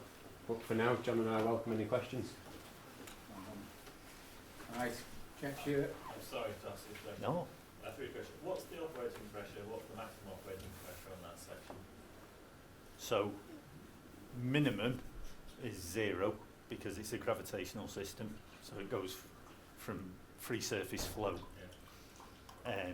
What was the deepest point? It wasn't huge, was it? It was about 6 metres The connection. Yeah. No, it was about 3.5 bar, yeah. I think, at the deepest washout, the deepest point on the siphon. My other question is, the pipeline has 2 ends. Yeah. What do you do with the connections at the other end? So there was the multi-line at the top. Yeah, but how are you feeding it? Were you replacing one side, like, I thought you had to do both ends? Or? Yeah, we did. Yeah, so multi-line at the top, 4 into 4, and then 4 into 1 at the bottom end. Okay. And we went round the mountain, so to speak. It wasn't a mountain, it was a small tumbling hill, but it was a mountain. Felt like a mountain anyway. Back. Hi. I thought it was really interesting how you obviously used your modelling to really help your scheme run so successfully. Yeah. And what was the biggest lesson you learned?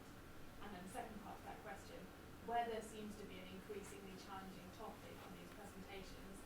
What did you learn from this one that will help you plan for other weather eventualities that might cause problems for you? Probably a similar answer to both. You just can't start early enough. The digital rehearsal, the guys that we brought in, a company called Freeform 4D, actually said to us, we're here too early, we don't think you're ready for it, because we didn't have design freeze at that point. We thought it was the right time because it allowed us to optimise the permanent works design by looking at the temporary works design. So we started about 12 months ahead modelling, and that was, for us, about the right time. Could have started a little bit earlier, but definitely no later.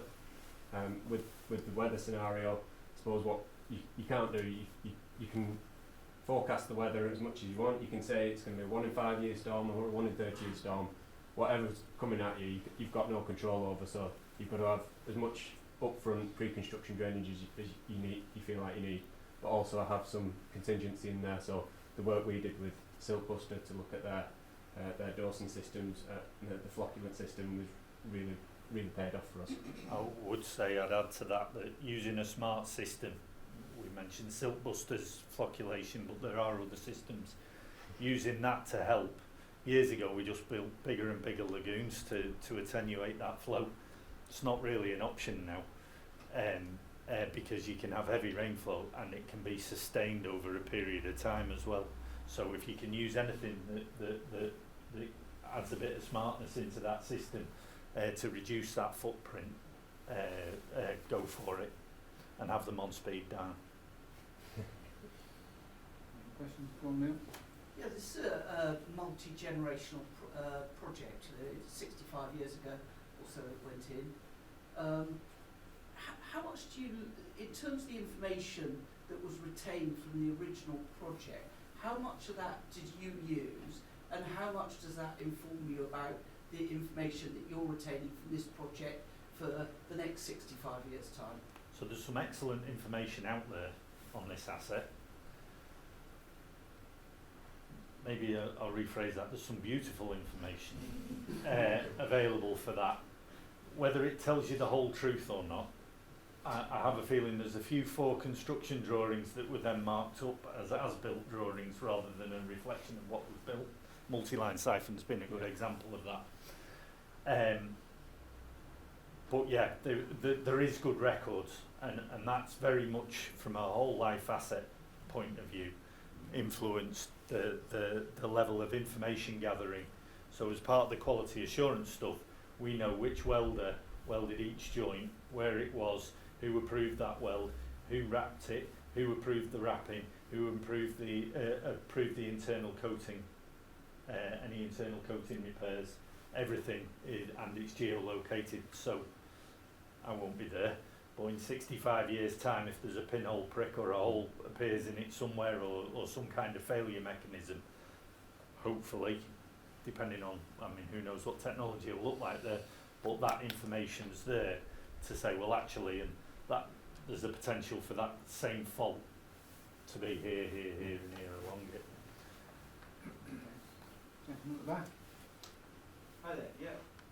I was interested to know, so when you were doing your preparation work before you did your connection, there was a massive undertaking there of your reconfigurating the network.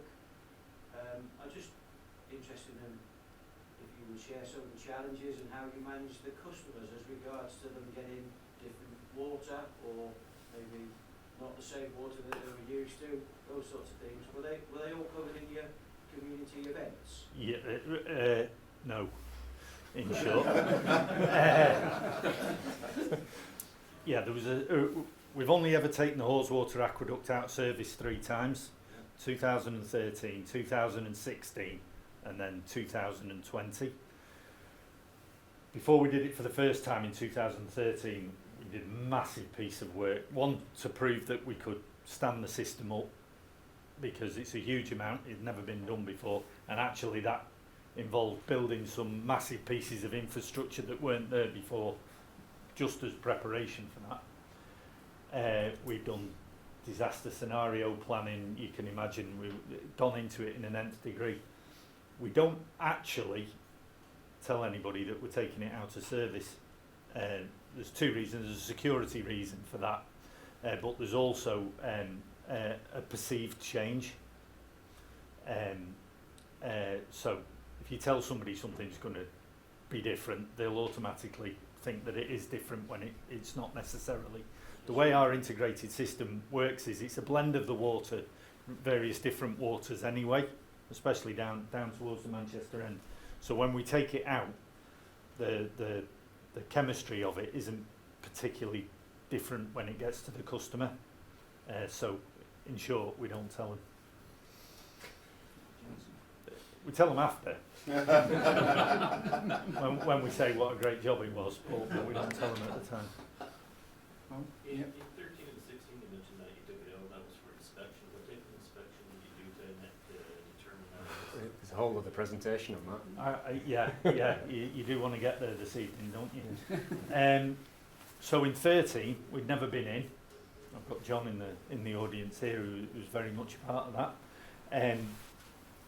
so in 13, we just wanted to see if we could get in. 50 kilometres of tunnels. It was the tunnel sections that we were most interested in. Multiline pipeline, siphons, not so much. We have resilience within that.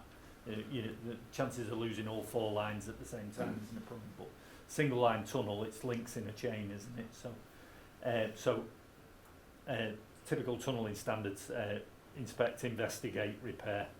So 13 was inspect, go in, shine a torch, take some measurements, look for anything that looks like it could be really bad. Make sure that you can get from one end to the other, or from each end, and shake hands in the middle.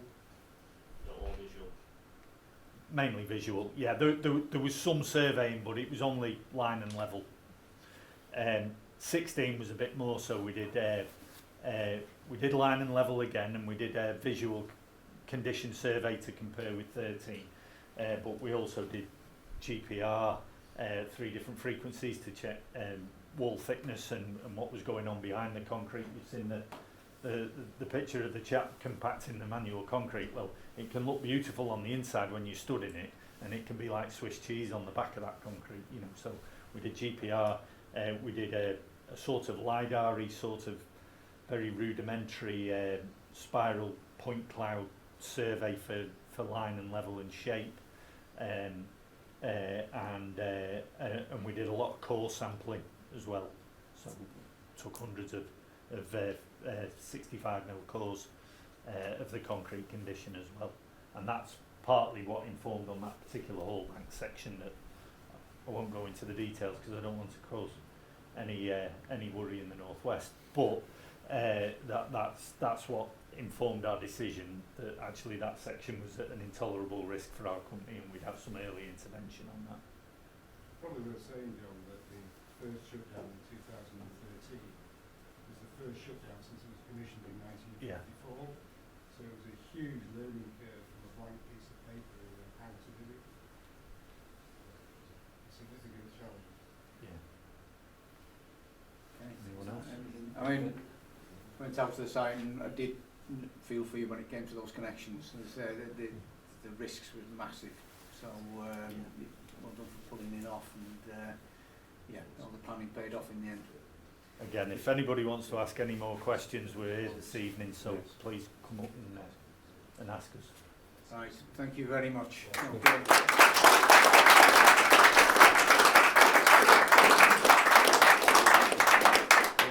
Right, we'll have a bit of a break now, and then there's 2 excellent presentations after the break. We're a little bit ahead of programme, so I reckon we should have breaks about 3 o'clock, and then we'll get the last 2. We should finish a bit early if things go well. I'm told there's teas, coffees, and perhaps a few snacks that's meant to be coming, I don't know. Toilets are down the corridors, Right. We're back in.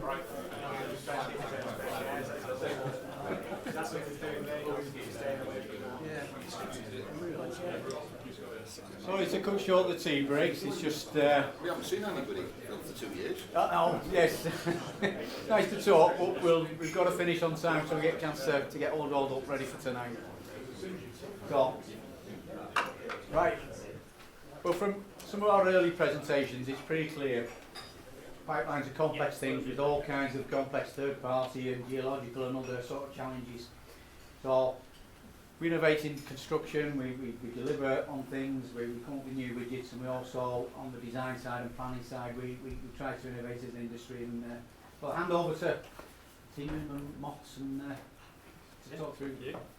Thanks very much. So hi everyone, I'm Matt Blythe. I work for a company called Continuum, which is a software startup. Do you want to just briefly introduce yourself, Adam? Yeah, so I'm Adam Cullum, and I'm a pipeline engineer at Mott Macdonald. Thanks. So this is actually a joint entry. We work together with Mott Macdonald on this, and we'll go into more detail about that. But just to start with, so our presentation is obviously a little bit different to some of the other ones today because it's focused more on how we can potentially do things better at the front end of projects. So we're going to talk more about pipeline route selection and how we can improve planning and design of that. So I think what we'll do in the presentation is I'm going to speak at the start, and I will talk a little bit about why pipeline route selection is important and why it's challenging. I'm going to talk a little bit about how we use AI to approach that, and then I'm going to hand over to Adam, and he's going to talk through more about the kind of data and information that you need to give the AI to do this, and then he's going to finish with some practical sort of case studies and examples of where this is being used and the benefits. So just to really briefly set the scene, so Mott Macdonald are the domain experts in this kind of effort. They've brought all the kind of engineering knowledge, expertise and experience in terms of pipelines. And the company that I work for is called Continuum, and we're a software company, and we also do a lot of stuff around AI. So that's the sort of that's what we've sort of brought to this effort. So just to sort of also kind of set the scene a little, what we've really tried to achieve here is to create sort of technology that can allow us to look at far more options, look at them in more detail, and do that right at the start of planning and design of schemes. And hopefully people are kind of familiar with this kind of graph, that the key point it's trying to make is that at the start of projects, that's actually where you have the most ability to change things and to impact the projects and potentially to add the most value. So the more information and detail that you can bring forward at that very early kind of stage of a project, the better decisions you can make. When you get further into the project, it becomes more difficult to change things.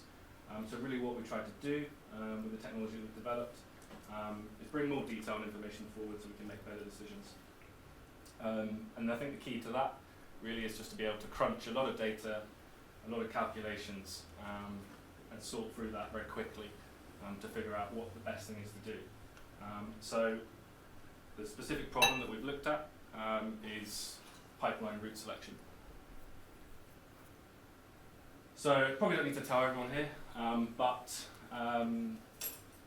when you choose a route for your pipeline, you're not just drawing a line on a map, you're actually making decisions that are going to live with the project through the design, through the construction, through the operations of the scheme, and you also are going to impact local people as well. When you pick the route, fundamentally, you've got to make some pretty difficult decisions about things that may be competing with each other, so things like cost, constructability considerations. You've got to look at hydraulics, you've got to look at the environmental impacts, you've got to look at local stakeholders and who you're affecting, and you've got to do these things all at the same time, which is why it's quite difficult. When you're also routing a new pipeline, especially if it's a large scheme, you've potentially got a very large area to look at for where you could route the pipeline. You've got to involve multiple disciplines, so not just civil engineers, but environmental experts, GIS data experts, cost estimators, and so on. And to establish a route and get it approved by whatever sort of local authorities or regulatory requirements, you need to build a robust evidence base so that you can justify it to local stakeholders as well as others who might be affected. And the challenge is always that you've only got so much time and resources to do that. At some point you have to make a decision about where you're going to put the pipeline and how you're going to build it. So what we often tend to see is that early on in the project it's pretty natural to try and simplify and make assumptions. And typically what we see is that people tend to try and identify 2 or 3 kind of possible routes for a pipeline, using kind of engineering judgment and experience. Try and pick one that's a preferred option, take that forward into detailed design, and figure out the rest from there. So we've obviously approached this slightly differently, and I'm going to talk through that here. So I appreciate this is probably going to be quite a difficult slide, and I'll try and make sure I explain it well. Here I'm just going to touch on the AI basically that we use. And so this stuff on the left is kind of how the AI works, and then this stuff on the right is sort of my attempt to translate it into kind of more understandable terms. So ultimately, what it does, here it says it generates an initial population. So all that really means is that if you have a start point and a potential end point for your pipeline, and you need to come up with a route, essentially the AI starts to draw and generate lots of possible pipeline routes. So, potentially thousands. Then what it does is it evaluates very quickly each route. So it might evaluate, say, 1,000 routes within a sort of a millisecond. And what does that actually mean in practice? Well, it means that it is basically crunching a lot of metrics for each route. So not just simple things like the length, but things like the proximity to environmental constraints, the construction methods that might be required, where there are crossings, what the hydraulic performance of each route will be, these kind of things. Here it says termination criteria satisfied, yes, stop, no repeat. So what does that mean? That means basically once it's evaluated, all of the routes that it's drawn and created, it needs to decide whether or not to continue to create more routes or not. And if the answer is no, then it goes on to the next stage. And what happens here? So this is basically it takes some of the initial routes that it's generated, and it starts to use a handful of those better routes that it's generated, depending on the metrics that it's evaluated. And the clever thing that it does is it starts to change little bits of these routes, or it takes two different routes and sticks them together to create a new route. And it uses that to create another 1,000 or so routes, which are likely to be slightly better. And fundamentally, it just does this over and over and over again until it cannot find better routes. So that's pretty much how it works, and I hope that made some sense. And you're probably wondering, okay, that's what the AI does. What does it actually use to evaluate all these routes and so on? And there are kind of four key kind of things that go into it. So the first thing is the kind of spatial context. So that might be things like the topography, so the elevation, and that's going to allow it to do calculations on things like earthworks, the volume of earth you're going to excavate. It's going to allow it to assess the hydraulics of a route. It's also going to take into account environmentally sensitive areas. So you might have triple SIs, you might have listed buildings and things, which it knows that it needs to avoid. It's also going to take into account what we call design rules. So that's largely kind of engineering design standards. So for the pipeline, it will look at, for example, how to approach crossings of existing assets. So for example, you may want to cross everything at 90 degrees. It will look at other things like where and when you might want to place air valves and washouts along the pipeline. And then the final thing it will do, take into account, is information about the cost of the pipeline and potentially the carbon associated with the pipeline. So it just takes information about, say, the material costs of different parts of the pipeline, and for every single route that it looks at, it will calculate what some of those costs are. And it uses really a combination of these things to evaluate how good each route is, and then it keeps generating routes that perform better against some of these metrics until it can't really find anything better. And at that point, that's really where the engineer can start to take over. The AI has searched for a very large space, tried to find interesting solutions, tried to find multiple interesting solutions, and then it's really for the engineer to use their judgment then, and their expertise to verify the results, but also to refine them, because realistically, it can't know about everything, and there may be things that are not in the data that it uses, but that need to be reflected in the design or the route. So it isn't a case of only using the AI or only the engineer doing this. It needs both. So that's sort of a slightly more kind of theoretical kind of introduction. I'm going to hand over to Adam now. He's going to talk about some of these things in a little bit more detail, and also talk about where this has been used. Great, thanks Matt. So as Matt said, I'm going to go into a bit more detail in terms of the how we apply this technology with our Moata route optimizer, show some of the benefits in a bit more detail, and go through the product features, and also a couple of case studies as well. So at Mott Macdonald, we've been having to solve the world's water challenge for the past 100 years now.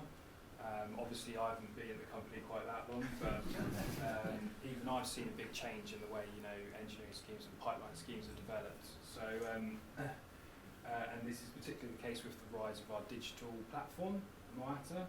So this Moata platform is kind of a single digital platform that houses a number of different digital solutions which can be applied in different combinations depending on what the project aims are and what the client need is.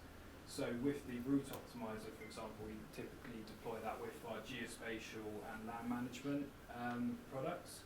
And this just basically means that we have a single login space where we can, which isn't just for the engineering teams, but it's also for all the enabling teams that are looking at the environmental issues and all the land issues as well, because we can do the land referencing and survey management, etc.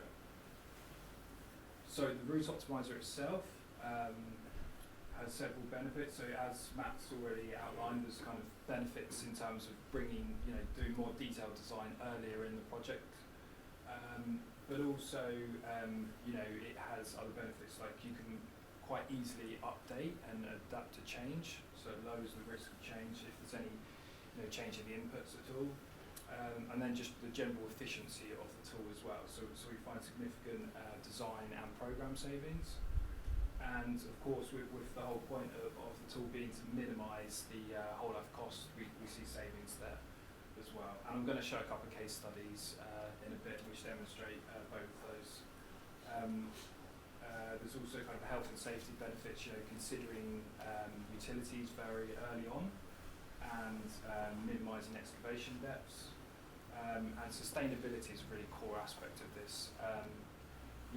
Through framing the design in terms of the whole life of the asset, we can look at not only minimising the kind of material usage and wastage and the embodied carbon associated with that, but also the operational carbon associated with the pumping as well. And importantly, we can see the interplay between the two. And of course, quality is a big aspect as well. Having a standardised product that we can update and improve, and it's very easy to check the inputs and the outputs. So in terms of product features, it's housed on a GIS-based user interface. So on there we have a load of constraints, many of which are there for information. We also have constraints that are within the optimization. So this is things like triple SIs and ancient woodland, and these are avoided by the optimization. And then we also have linear constraints, so road, river and rail, and these are costed for and avoided if possible. It's very easy to draw a new route, so we can either draw a 3D route where we create points A and B, and it finds the optimal route as well as the vertical alignment simultaneously, or we can do vertical only optimization, and this is actually what we find users and clients actually often prefer, because it gives the user more control. So for example, there's lots of things that humans can do much better than AI, like going along field boundaries, which the AI might struggle with. So the user can then very quickly draw a number of different route options and return the costs and quantities associated with them to determine the best route. So the user then inputs the kind of design rules and costing data that Matt was alluding to earlier, which is really driving the behaviour of the algorithm. And in terms of the kind of design rules we're considering, we of course have to consider all aspects of pipeline design, what the pumping requirements are, what the pipe characteristics are, how we're excavating the trench, etc.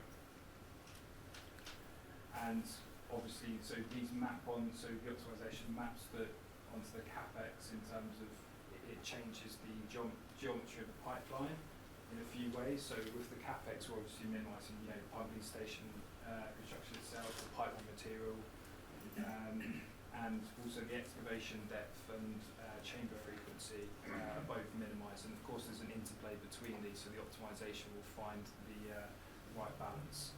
And in terms of the operational cost, of course, the big one is the pumping electricity demand. So we get a hydraulically smooth pipeline with reduced bends, avoidance of high points, and the length reduced as well.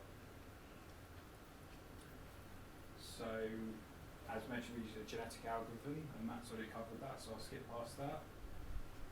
So we've got some great dashboards, so we can map out the whole life cost of our runs, and look at different time frames with consideration of the construction, the operational, and the maintenance costs as well. And finally, we can export. So we can export to Excel to do some really great analysis, comparing different routes, or to GIS, or also to CAD as well, to simple 3D for drawing production in a land XML file. So that kind of semi-automates the drawing production.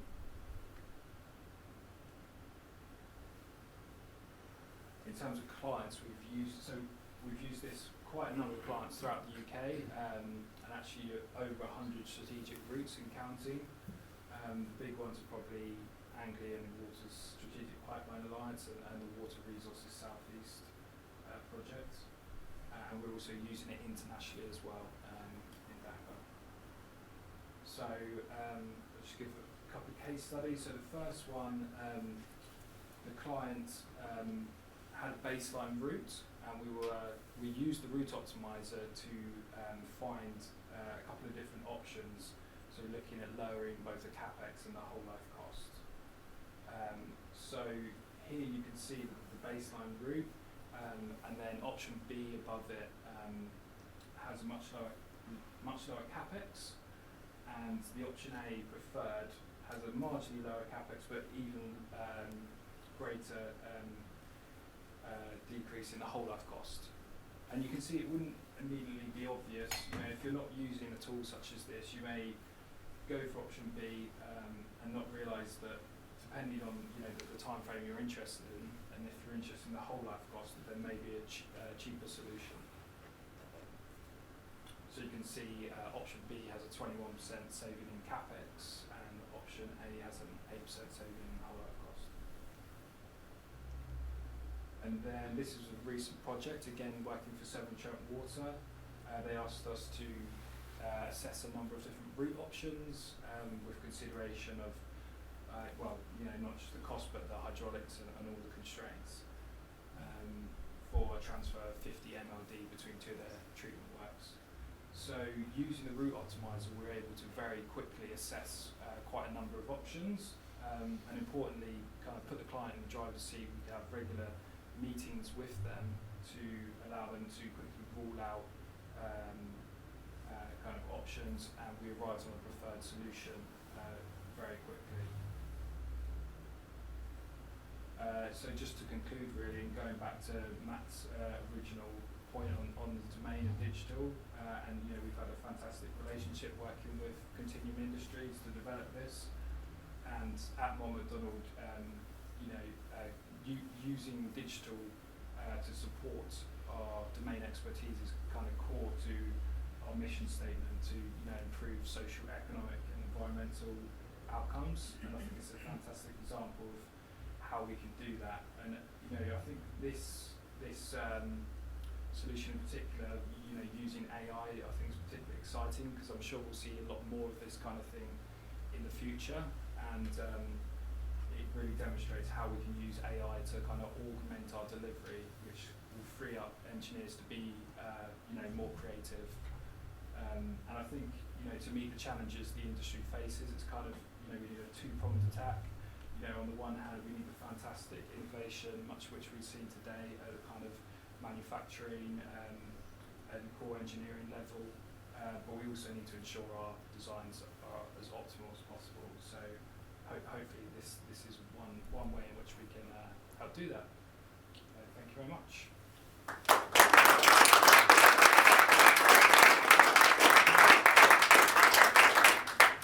Any questions? Go on, Ross. Yes, you said there that the route planner would avoid triple SIs and ancient woodland. Now we use directional drilling to avoid triple SIs and ancient woodland by going under it. Does your planner take trenchless systems applications into account? No, so it assumes kind of open cut. That is an area that we'd like to look at in the future. I think the way it should be viewed is kind of earlier in the design process, and using the vertical only optimization that I mentioned, the user actually draws in their own route themselves. So if they want to cut across, a triple SI or ancient woodland or whatever, they can do that. And that goes back to my point of giving the user more control. We don't want to hand it all over to the AI. We want the AI to support the engineers in what they're doing. That's pretty impressive. How long did it take to develop that? Question. A couple of years. Yeah. We started working together in, I think, around June 2019. So. How many people involved? Everyone. I would say there's probably like a core group of around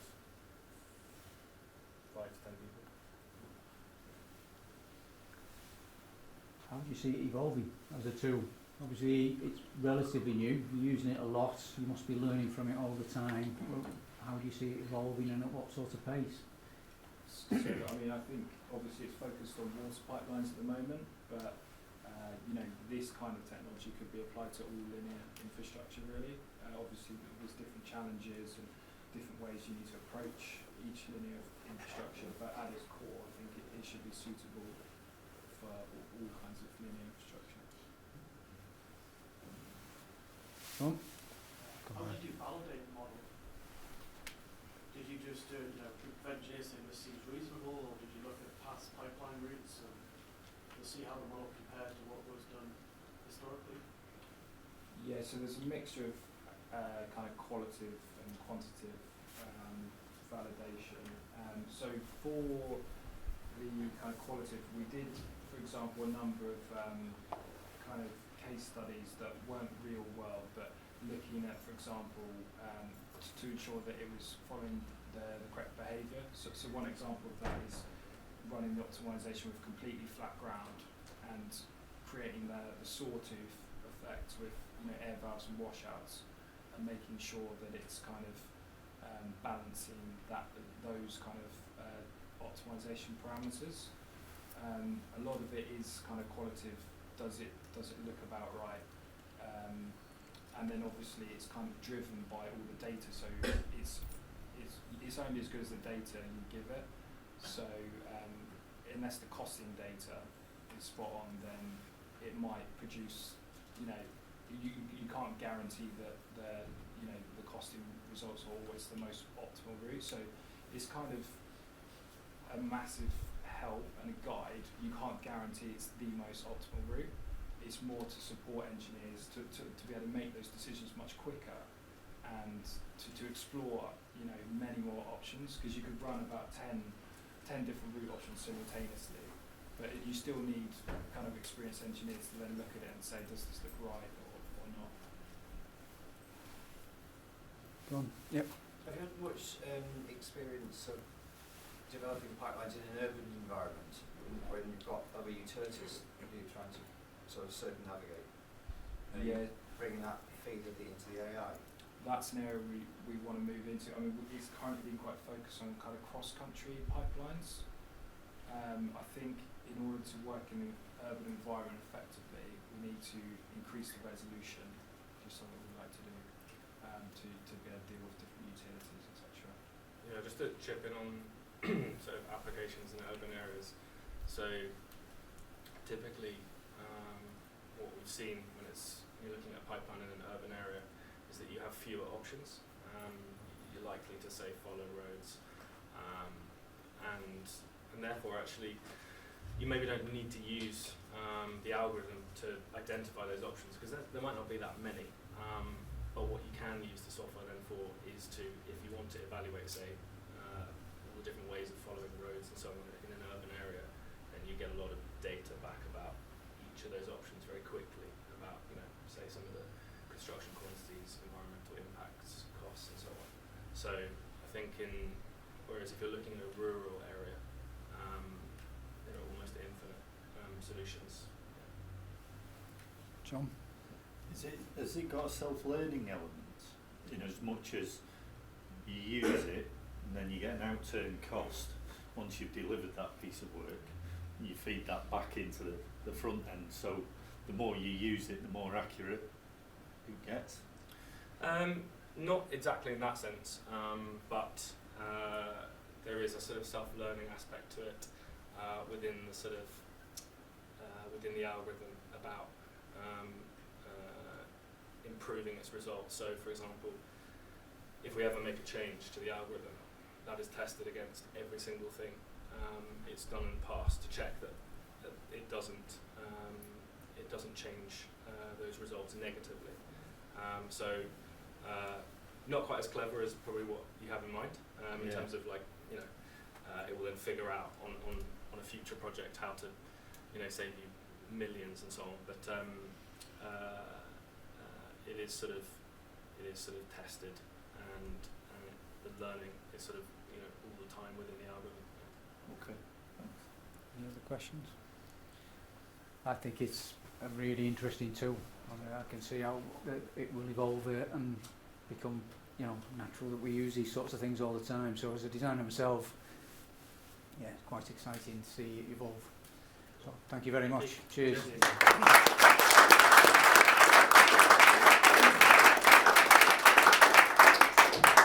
That's Daniel. Excellent.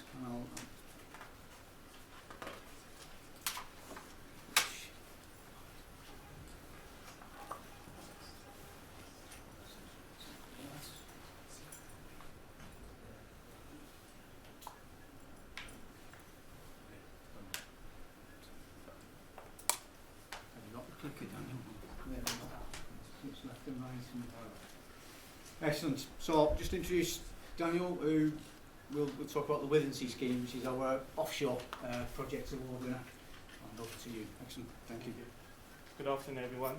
My name is Daniel. I'm a marine pipeline engineer working for Royal HaskoningDHV. Today I'm going to be presenting the Withernsea Longsea Outfall project. I'm going to be talking about the planning, design and construction of the Outfall. And contents-wise, I'll be talking about the purpose of the project, I'll speak a bit about the contract, and then I'll go into more detail in the planning, the concept design and the construction stages. Just for anyone that doesn't know what an outfall is, an outfall is a pipeline. It could be a structure that discharges wastewater into the marine environment. On this project, there was already an existing outfall that was constructed in 1991. The existing outfall was a 450mm OD steel pipeline, and it was tunneled through the cliffs onto the beach and then laid in the marine trench to the offshore discharge location. The design at the time took into consideration the seabed fluctuations and future erosion rates. However, amplified cliff erosion rates at the site of about 7 meters a year led to rapid cliff recession. And as you can see on that figure on the left, when it was constructed in 1991, it was at 168 meters, and when we started in 2017, it was about 42.5 meters to the treatment works, which is about 120 meters of cliff loss in 26 years. As a a result, the existing LSO was uncovered and exposed on the beach, and the wastewater treatment works was at risk of falling into the sea. So Yorkshire Water Services, who was the client, made the decision to relocate the wastewater treatment works into to a location further inland. And this slide just shows the site location, which is in Yorkshire. And on the left, you can see the exposed LSO on the beach.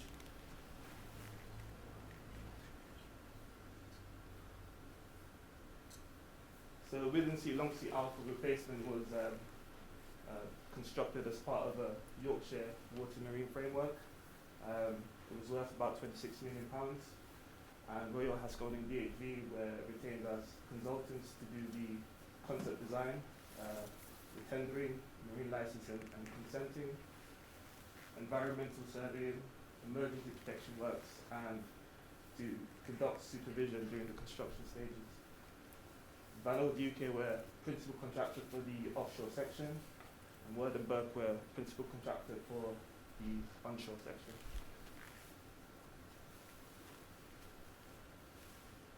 So the relocation of the wastewater treatment works took into consideration the a new 60-year erosion prediction model. That line is seen with the yellow line there, and then just behind that is the 100-year erosion prediction line, and this was the location of the new wastewater treatment works. We did consider the reuse of the existing outfall. However, we couldn't verify the condition of the steel pipeline in terms of its wall thickness, and just due to the ongoing coastal erosion at the time, there was just a risk that the pipe would be further uncovered, and so we made the decision to replace the outfall completely. Just due to the length of the outfall, because it was now about 3 kilometers long, we had to construct in using three different methods. We used open cut on land, and then it was directly drilled under the cliffs to the beach, and then laid in marine trench for the offshore section. At the interface between the land and HDD section, there was a diversion chamber to divert the flows from the existing wastewater treatment works to the new outfall.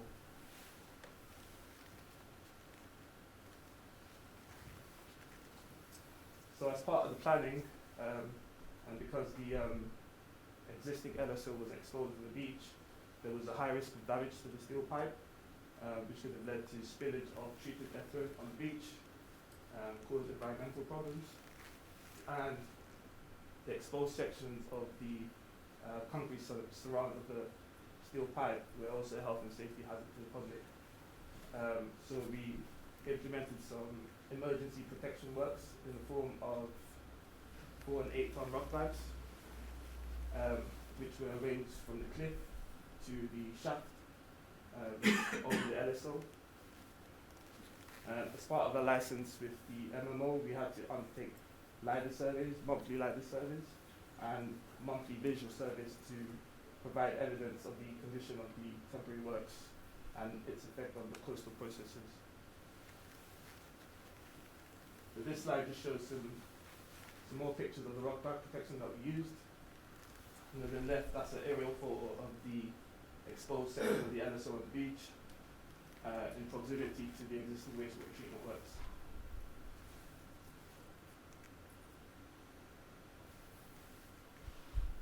So just a bit about the design of the new pipeline. So the replacement pipeline was designed to be similar to the existing pipeline. The flows hadn't changed, so it was the overall diameter of the pipe stayed the same. It was a 450mm OD pipe, and the major difference was that we changed from a steel pipe to a polyethylene pipe. The alignment of the pipe, of the new pipe, followed or similar to the existing pipe. However, we still had to ensure that the water quality requirements at the discharge location were met. As part of the design, we specified the installation methodology of the pipe, which is a float and sink. Basically, polyethylene has a lower specific gravity than water, so it floats on water. And so when the pipe is aligned over the trench, we introduce water into the pipe, which makes it heavy enough to sink. And then we also have additional concrete collars at specific distances along the pipe length to ensure that it remains stable on the seabed. After the concept design was completed, we reviewed the tender documents, and the contractor verified the detailed design and carried out construction and testing of the pipe after it was installed.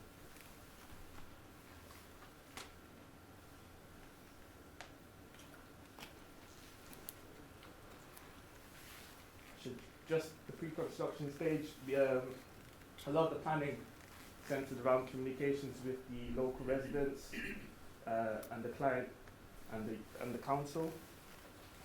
We also had to obtain various permits from the EA, MMO and Crown Estates. And obviously the COVID-19 pandemic, we had to make sure that there was additional health and safety measures in place to make sure that the site was COVID-proof. Design-wise, we had to make sure that the design met the required lifetime of 60 years. Seabed erosion wasn't going to be a problem for the new pipe. The discharge location also had to meet the EA requirements. The existing LSO had to be in place until the new LSO was built. And obviously we had to divert the flows from the old wastewater treatment works to the new pipeline pending the construction of the new wastewater treatment works.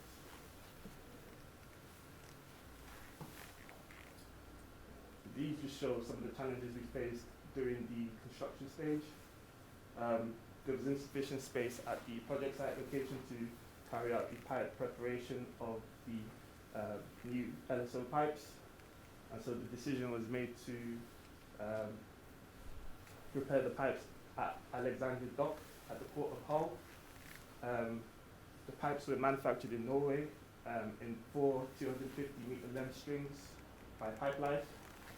And they were towed to Alexandria Dock, where they were welded into 2 500-meter strings and then fitted with concrete collars and then towed to the site location for installation.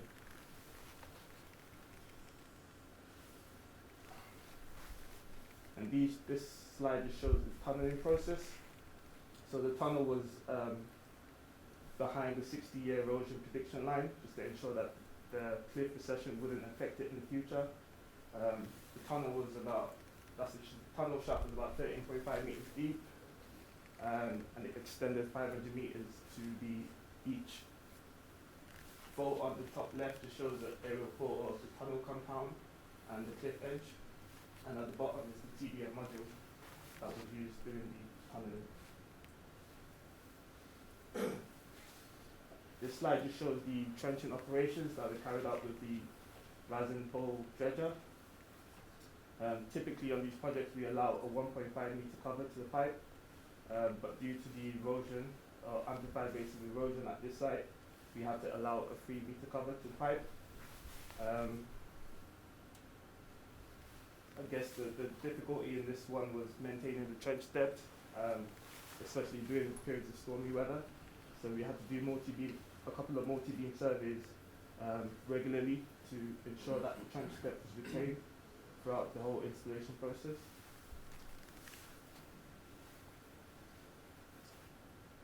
This just shows the outfall pipe installation, and you can see on the photo on the right that the pipe has been aligned over the trench, and the sinking was done from the offshore section to the onshore section. The offshore section was about 20 meters of water depth, and the 500 meter strings were flange connected in the middle to make one pipe. The photos on the left show the diffuser configuration, which consists of a riser and 4 ports. Duckbill valves were attached to the ports, but that was done after the installation was completed and the pipe was tested.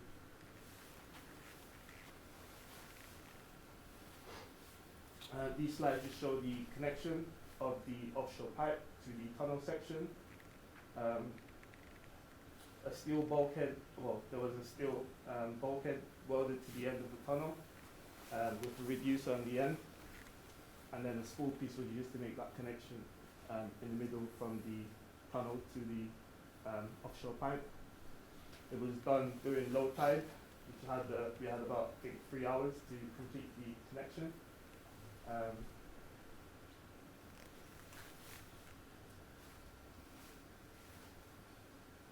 And this was before and after pictures. This was after we had completed the installation of the new LSO. We took out the old LSO and took out the rug bar protection as a result. And that's just, the rug bar protection before, and then that was the picture after the successful completion of the installation.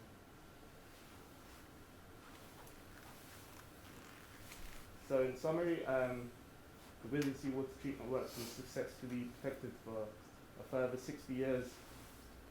The discharge met the EA water quality requirements. We combined different methods to achieve the goal, and there were no disruptions during the installation phase to the existing treatment works and pipeline. The project was also completed in time and to client satisfaction, and there were no health and safety issues.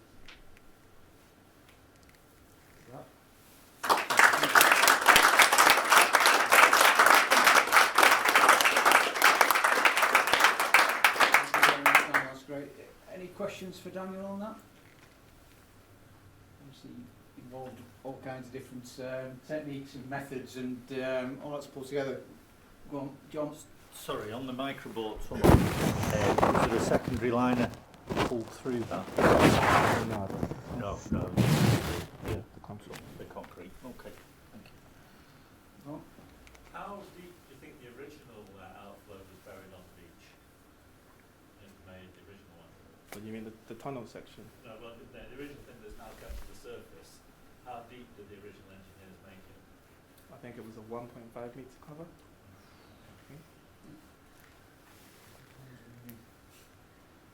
I mean, are there many others along that coastline? I mean, this coastal erosion's everywhere. How big a problem is this? That might be. I think this is the second pipeline that we worked on. So there are quite a few, I think, that needs to be protected and all replaced. Yeah. Okay. Ron? Do you have any complications with the removal of the old LSO, right? Because it's a way to clean it when you're, I guess, sectioning it, or if it's just steel, so you're able to creep it in and get it out without worrying about other environmental issues once the new one was in place? So the old LSO, I believe, it was just cut literally at the cliff edge, and then it was they sealed it and they just left it in place. Anything else? Well, thanks very much, Daniel. That's really good.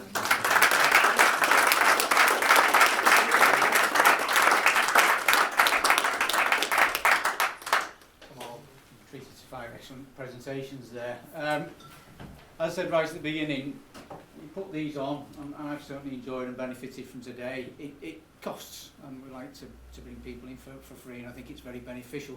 But we do rely on our sponsors for this. And so really grateful for Rosen for doing that for us.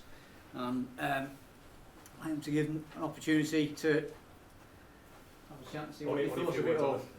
For those who, my name's Paul Workinshaw. I'm with Rosen UK. I guess maybe not many people know who Rosen UK are actually. So we're actually based up in Newcastle upon Tyne. We're around 170 staff, and our primary business is providing integrity management solutions, with a focus on pipelines, not solely pipelines, but pipelines is really where we're at.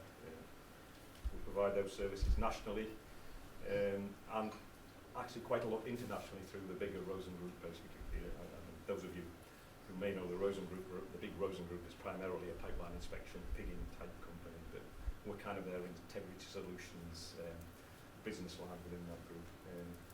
In the UK, we're really just an engineering consultancy, and we provide materials and product testing services with a bit of a focus on the upstream sector, downstream sector, and gas networks, with a lot in the distribution, gas distribution actually. So, I really just want to thank the Guild for putting this on, for all of you guys for coming along and attending, and really just congratulations to the presenters and the winners today. I have to say, I was really impressed. Some really fantastic projects. And from an oil and gas perspective, it's really interesting to see some of these innovations and things that you guys do, which we don't actually touch on in our business. So really well done, honestly, guys. Very impressed. I know you've all got one major worry coming up now, so I'm not going to keep you anymore. That funny shaped tie, what to do with it, and whether the jacket still fits. So I'm going to let you all go and catch you later for a beer.